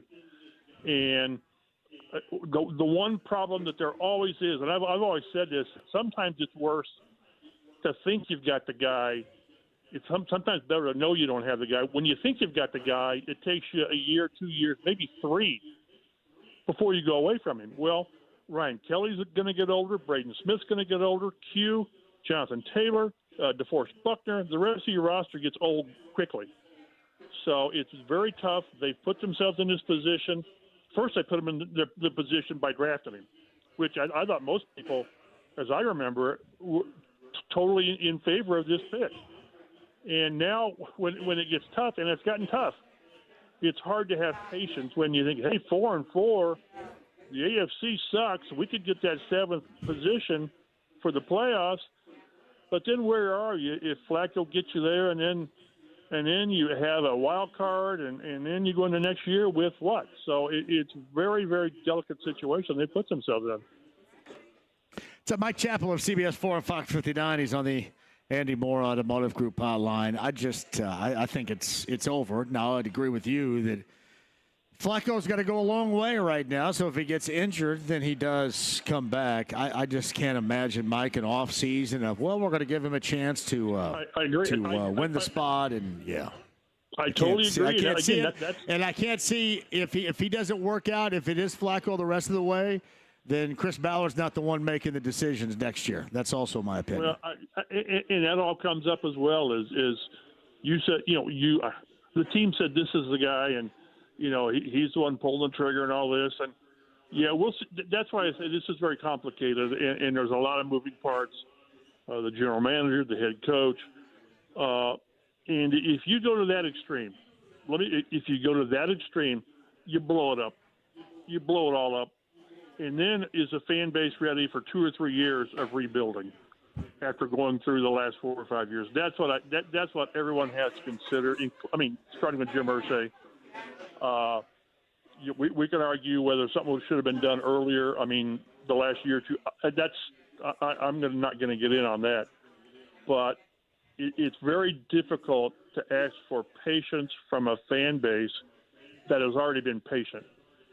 So, like I said, this just changes things, and it's going to ask a lot from a fan base, which an owner can't be driven by the fan base, but he has to understand the fan base, which Ursay does. You can argue your viewpoint as strong as you want, and it makes sense. It does. But I still believe Richardson will have a chance here. I do, whether by injury, whether by Flacco not playing well. And if he gets that second chance, Richardson, he better make good on it. You hear things, some of the things that Steichen said where he needed to be more professional and learn how to be more of a professional, all this. And then Ryan Kelly said, when you're the young quarterback, there's a great deal of responsibility, and you're the guy. And on Tuesdays when players have their days off, you're in here. Well, we don't know what he does behind the scenes, Richardson.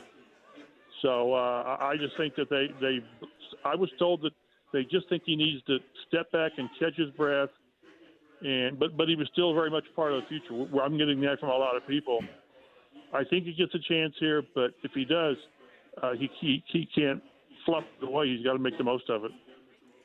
So Mike Chappell of CBS 4 and Fox 59. So I was told that while it's not a huge factor, or he doesn't, let's just say, Mike, half-ass it as a quarterback in preparation, that he does need to be better, and that they have outlined, or at least those around him have outlined, look what Jaden Daniels does with the Commanders.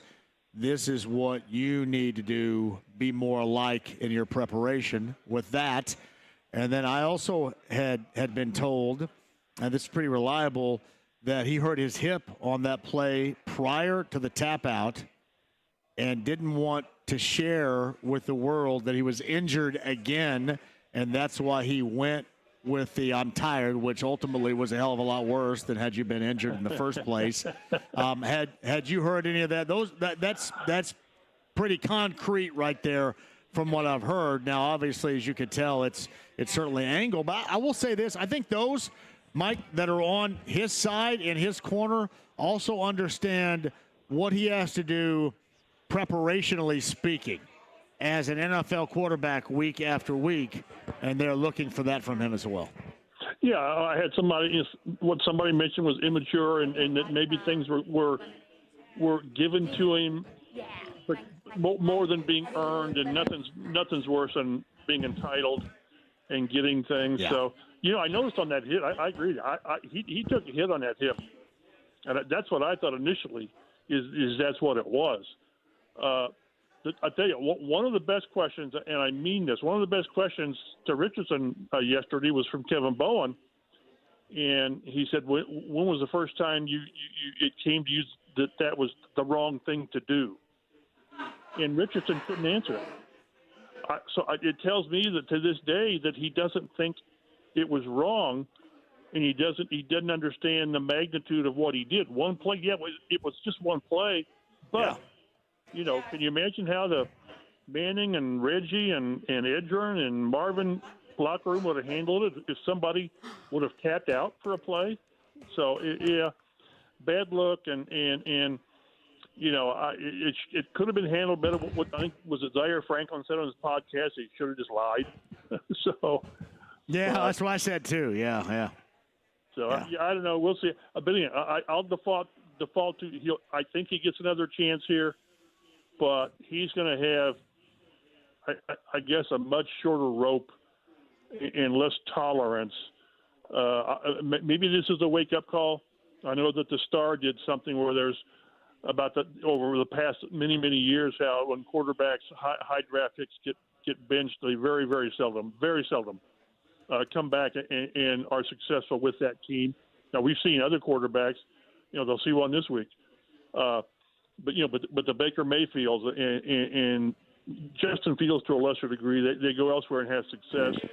Sam Darnold, but I don't think you're right. You might be on. He's done here. I can't embrace that yet. I really can't.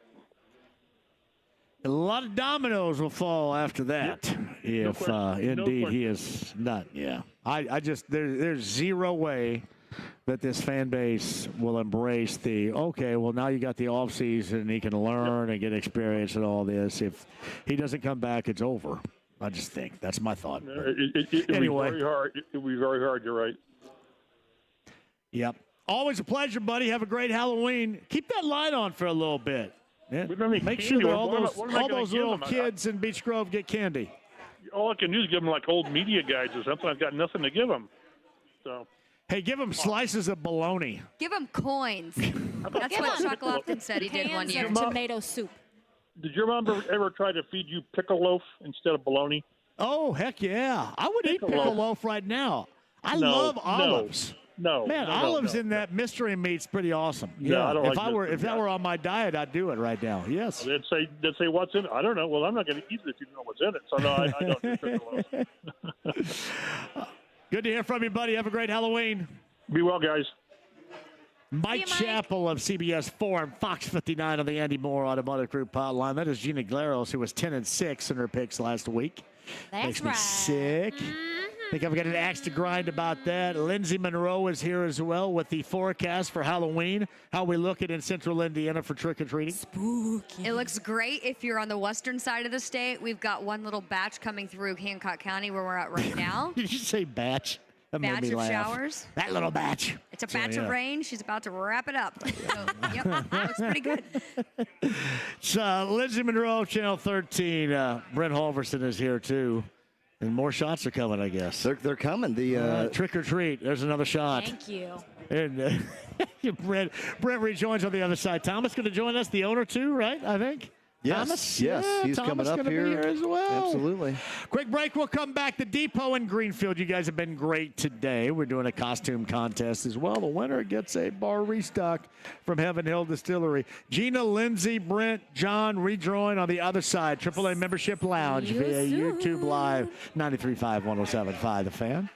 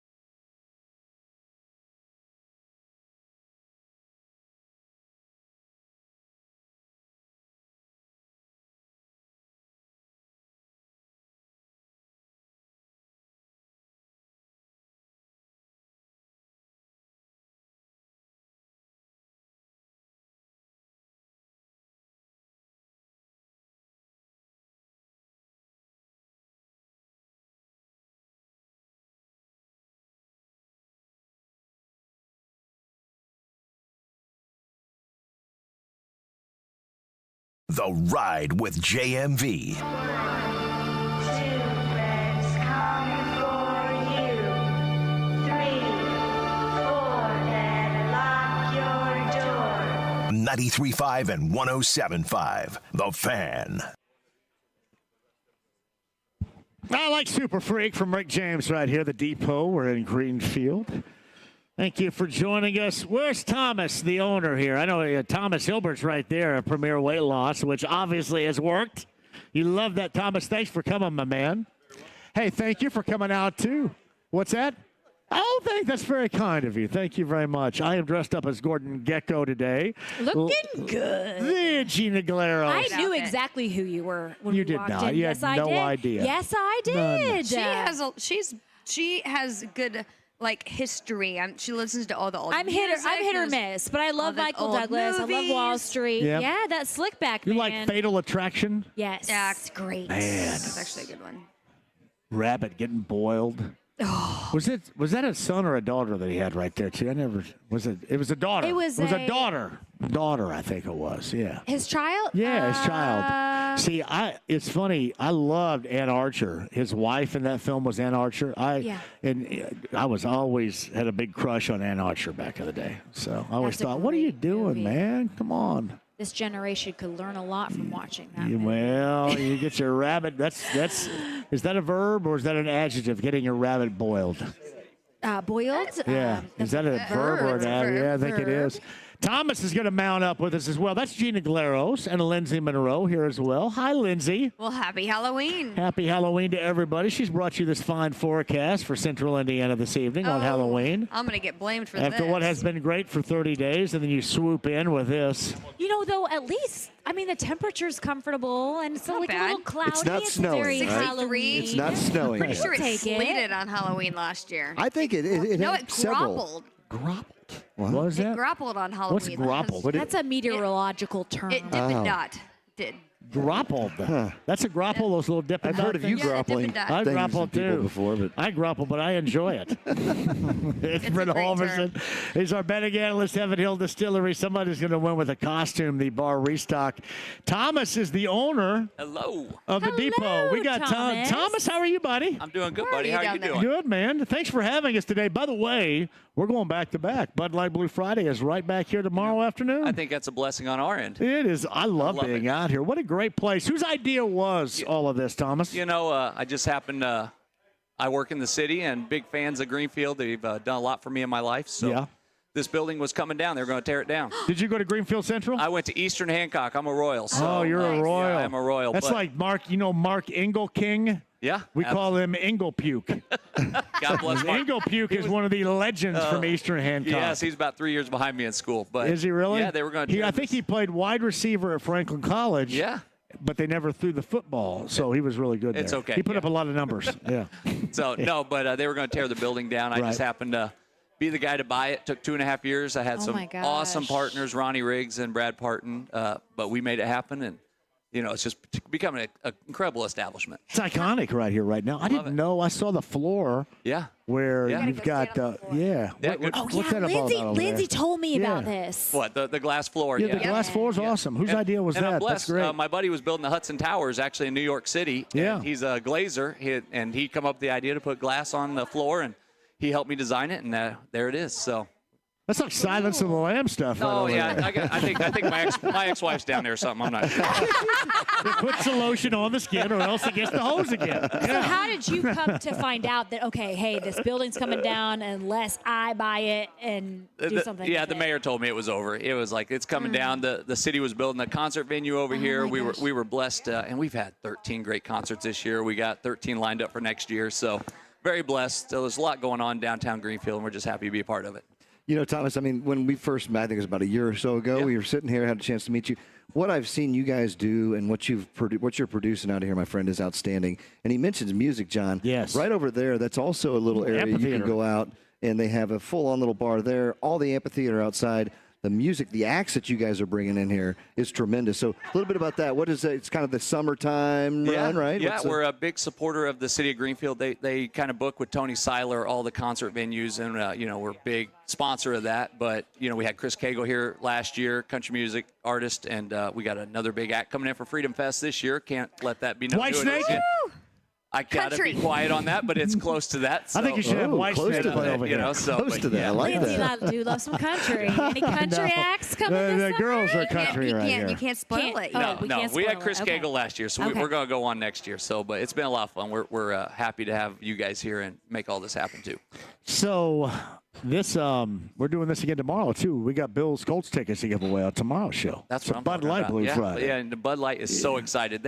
Zinc has been a wonderful sponsor. I don't know and how everything. this ended up going back to back, but I like it a lot. That's what I I'm do. talking about. It's a lot Yeah. easier on you. Know what you're coming into. Seriously, I do. I love coming over here, but this is a great place, Brent. Are you going to stay here in town? I was I'm just going gonna ask to sleep out here in the parking lot. Well, okay, that wouldn't be the first time. Same right? thing. Wouldn't In be his the first car. time. Can I Wake do up. that? Yeah. It I've is slept in a lot of parking lots before, so it's not You out of have. the ordinary. You absolutely have. But yeah, got my suspenders on and everything. Love it. So. Love it. How long has the depot been around? We just break third year. So Okay. yeah, and it was Labor Day 3 years ago. We opened with my business partner Brad Parton and my buddy Brad Ford, and we sat here having drinks, and here we are 3 years later. Nice. Congratulations. So I appreciate So where's it. Brad today? Your business partner. He is holding down the fort, paying bills. Oh, is he? God bless him. You yes, do need to yes. do that. Now, can I mention your other job as well? Is that okay? Because you told me. If you don't want me to mention that, we'll leave that off the okay, docket. wait. We'll leave that off the Okay, docket. I want to make sure because I was going to bring it up, but I wanted to get your okay He's the before. mysterious musical. No,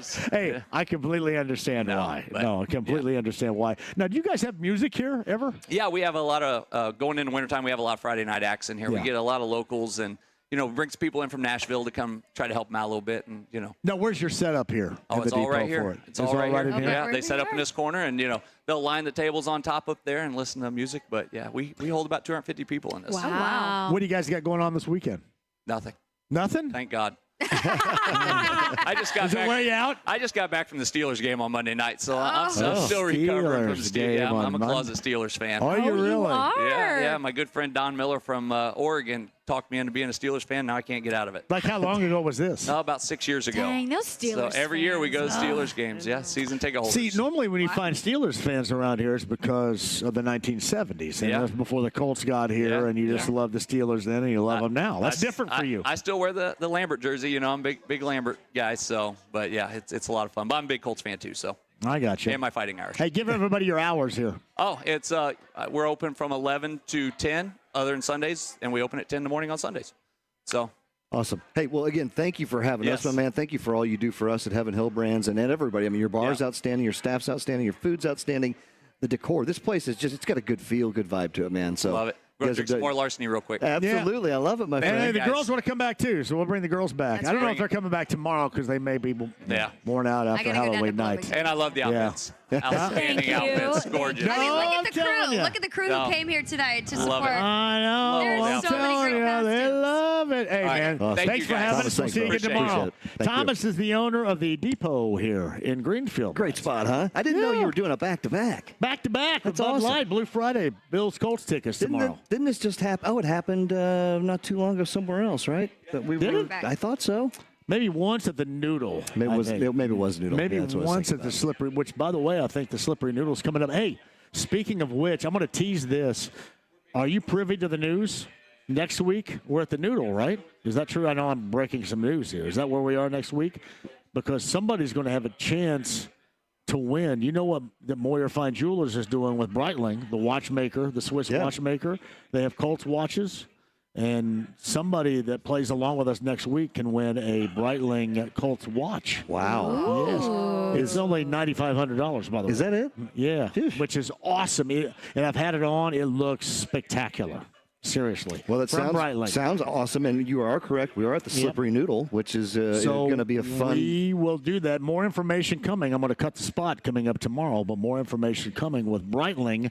Your chance to win that with us next week at the Slippery Noodle downtown. Is Dan Moyer going to join us? Is he going to come? I believe live? Dan Moyer is going to join us, and you're the reason why. You're kind of the reason why they were motivated to come on the show. He's great. The whole Moyer family is just awesome. I used to, when I was a general manager of Fox and Hound 20 years ago, up in Carmel when we opened one up. You were the GM at Fox and I didn't realize Oh, yeah. that. Yeah, I was. We probably bumped Did you into throw each Gina other out back there? in the day You look and didn't familiar even when know it. that one day I had to Gina, throw her out nights there. at the Gina was Fox up and there Hound. with there's a pole and all, yeah. So were you up there dancing? What the I'm worst just of all? joking. No. Joking. See, now I'm gonna get called the creeper again. Yep. God dang it! You just can't help I yourself. can't help can ya? myself.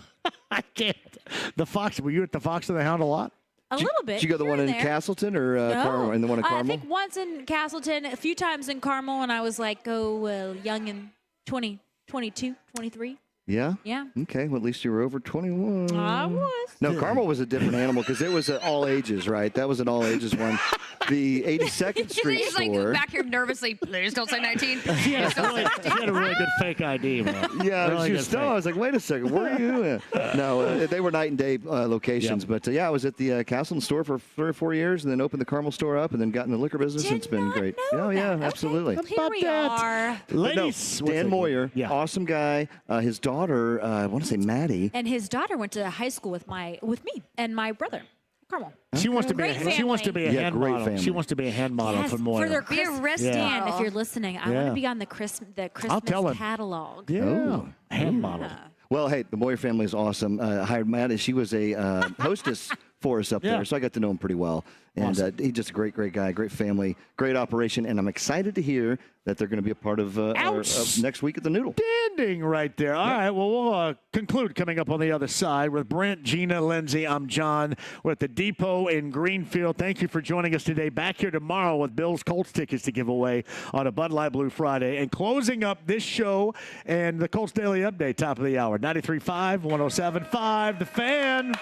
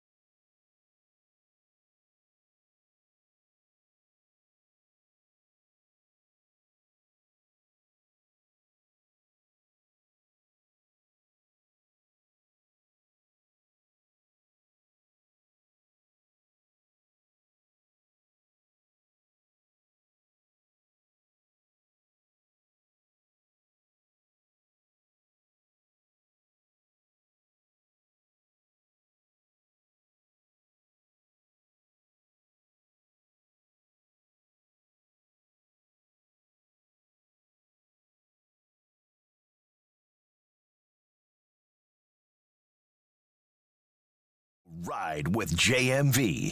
Here's Johnny. 93.5 and 107.5. The Fan. All right, where does The Shining rank as all-time favorites?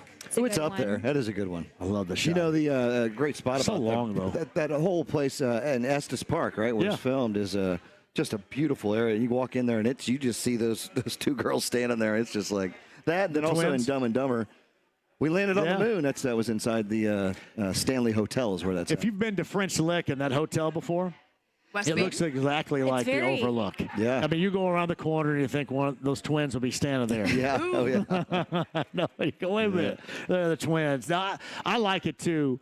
And I like Stanley Kubrick, who was the director. Man, but there's such dialogue. I think you can, cut some of the dialogue. And it's like what I say about Tarantino, why I think they're great. There's just so much stinking dialogue. It makes it like 30 minutes longer because there's so much yip-yapping going on. But you still get the same result. But no, I love The Shining. Nicholson going up the stairs, chasing Shelley Duvall, up the stairs where she has the bat, is one of the greatest things of all time right there. Oh, yeah.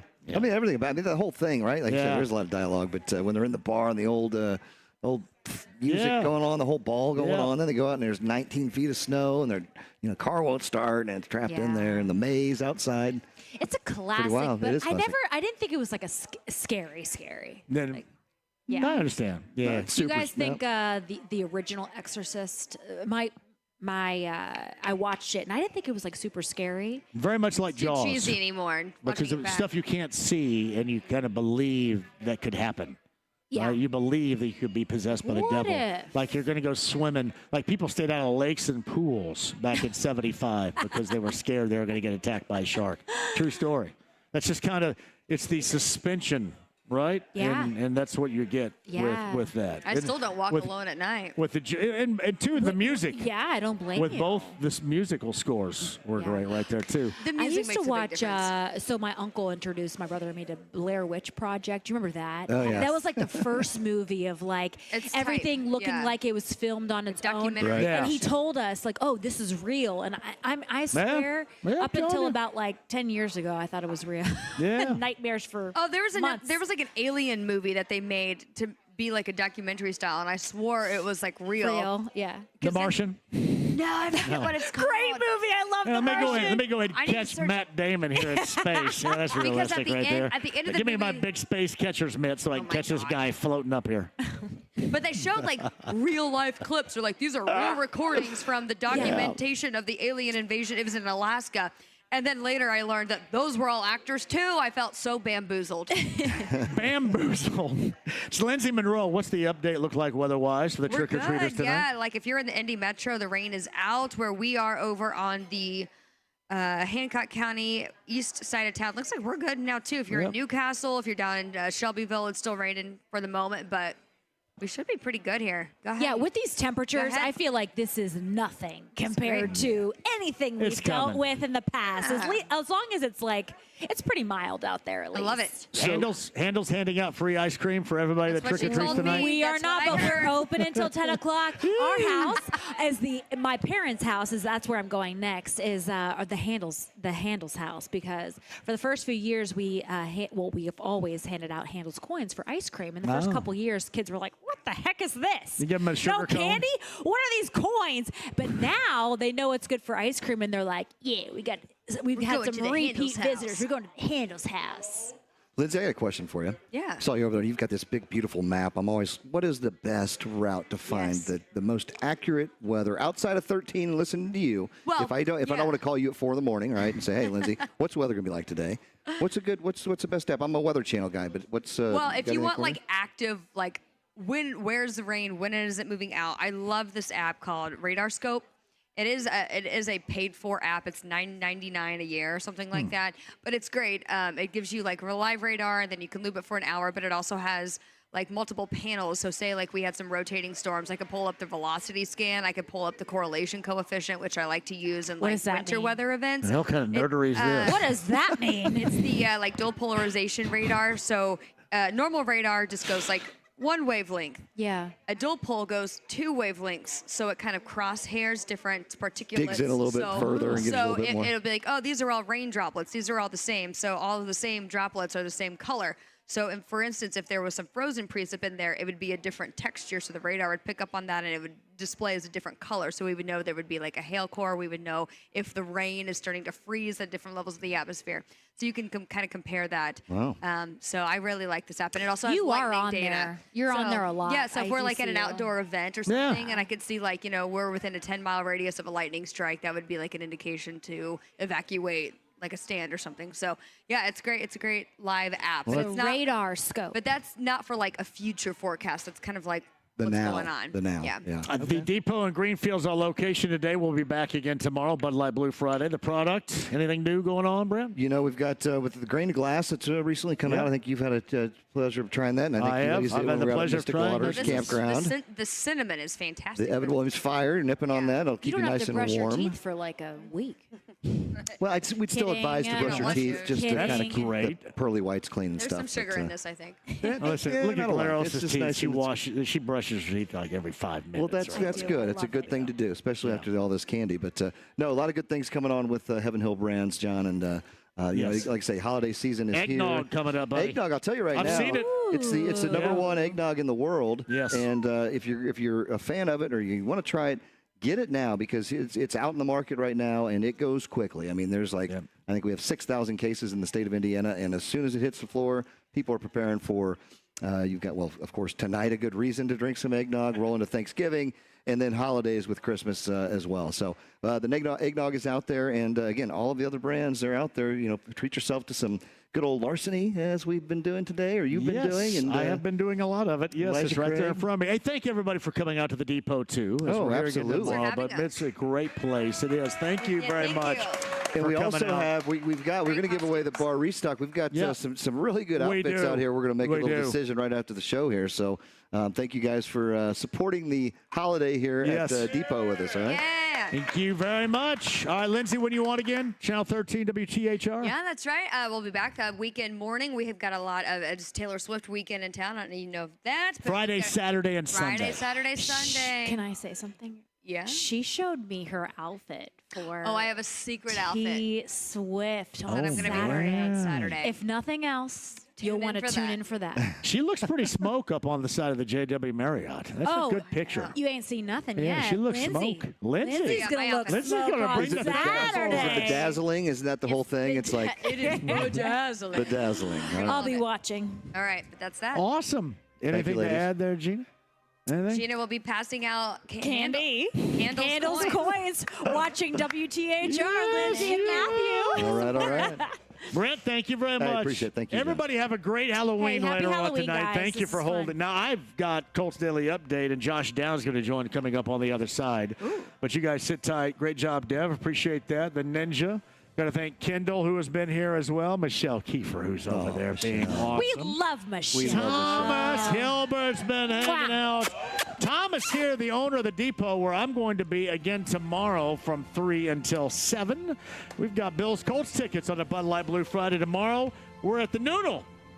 Next Thursday. Next Thursday. We are at the And Noodle. your chance to win that watch from Moyer Fine Jewelers and Breitling, that Colts watch. That's huge. Give you That's the big. details coming up as we lead into it next week. Colts Daily Update, that is just around the corner. Don't go anywhere. It's 93.5 and 107.5 The Fan.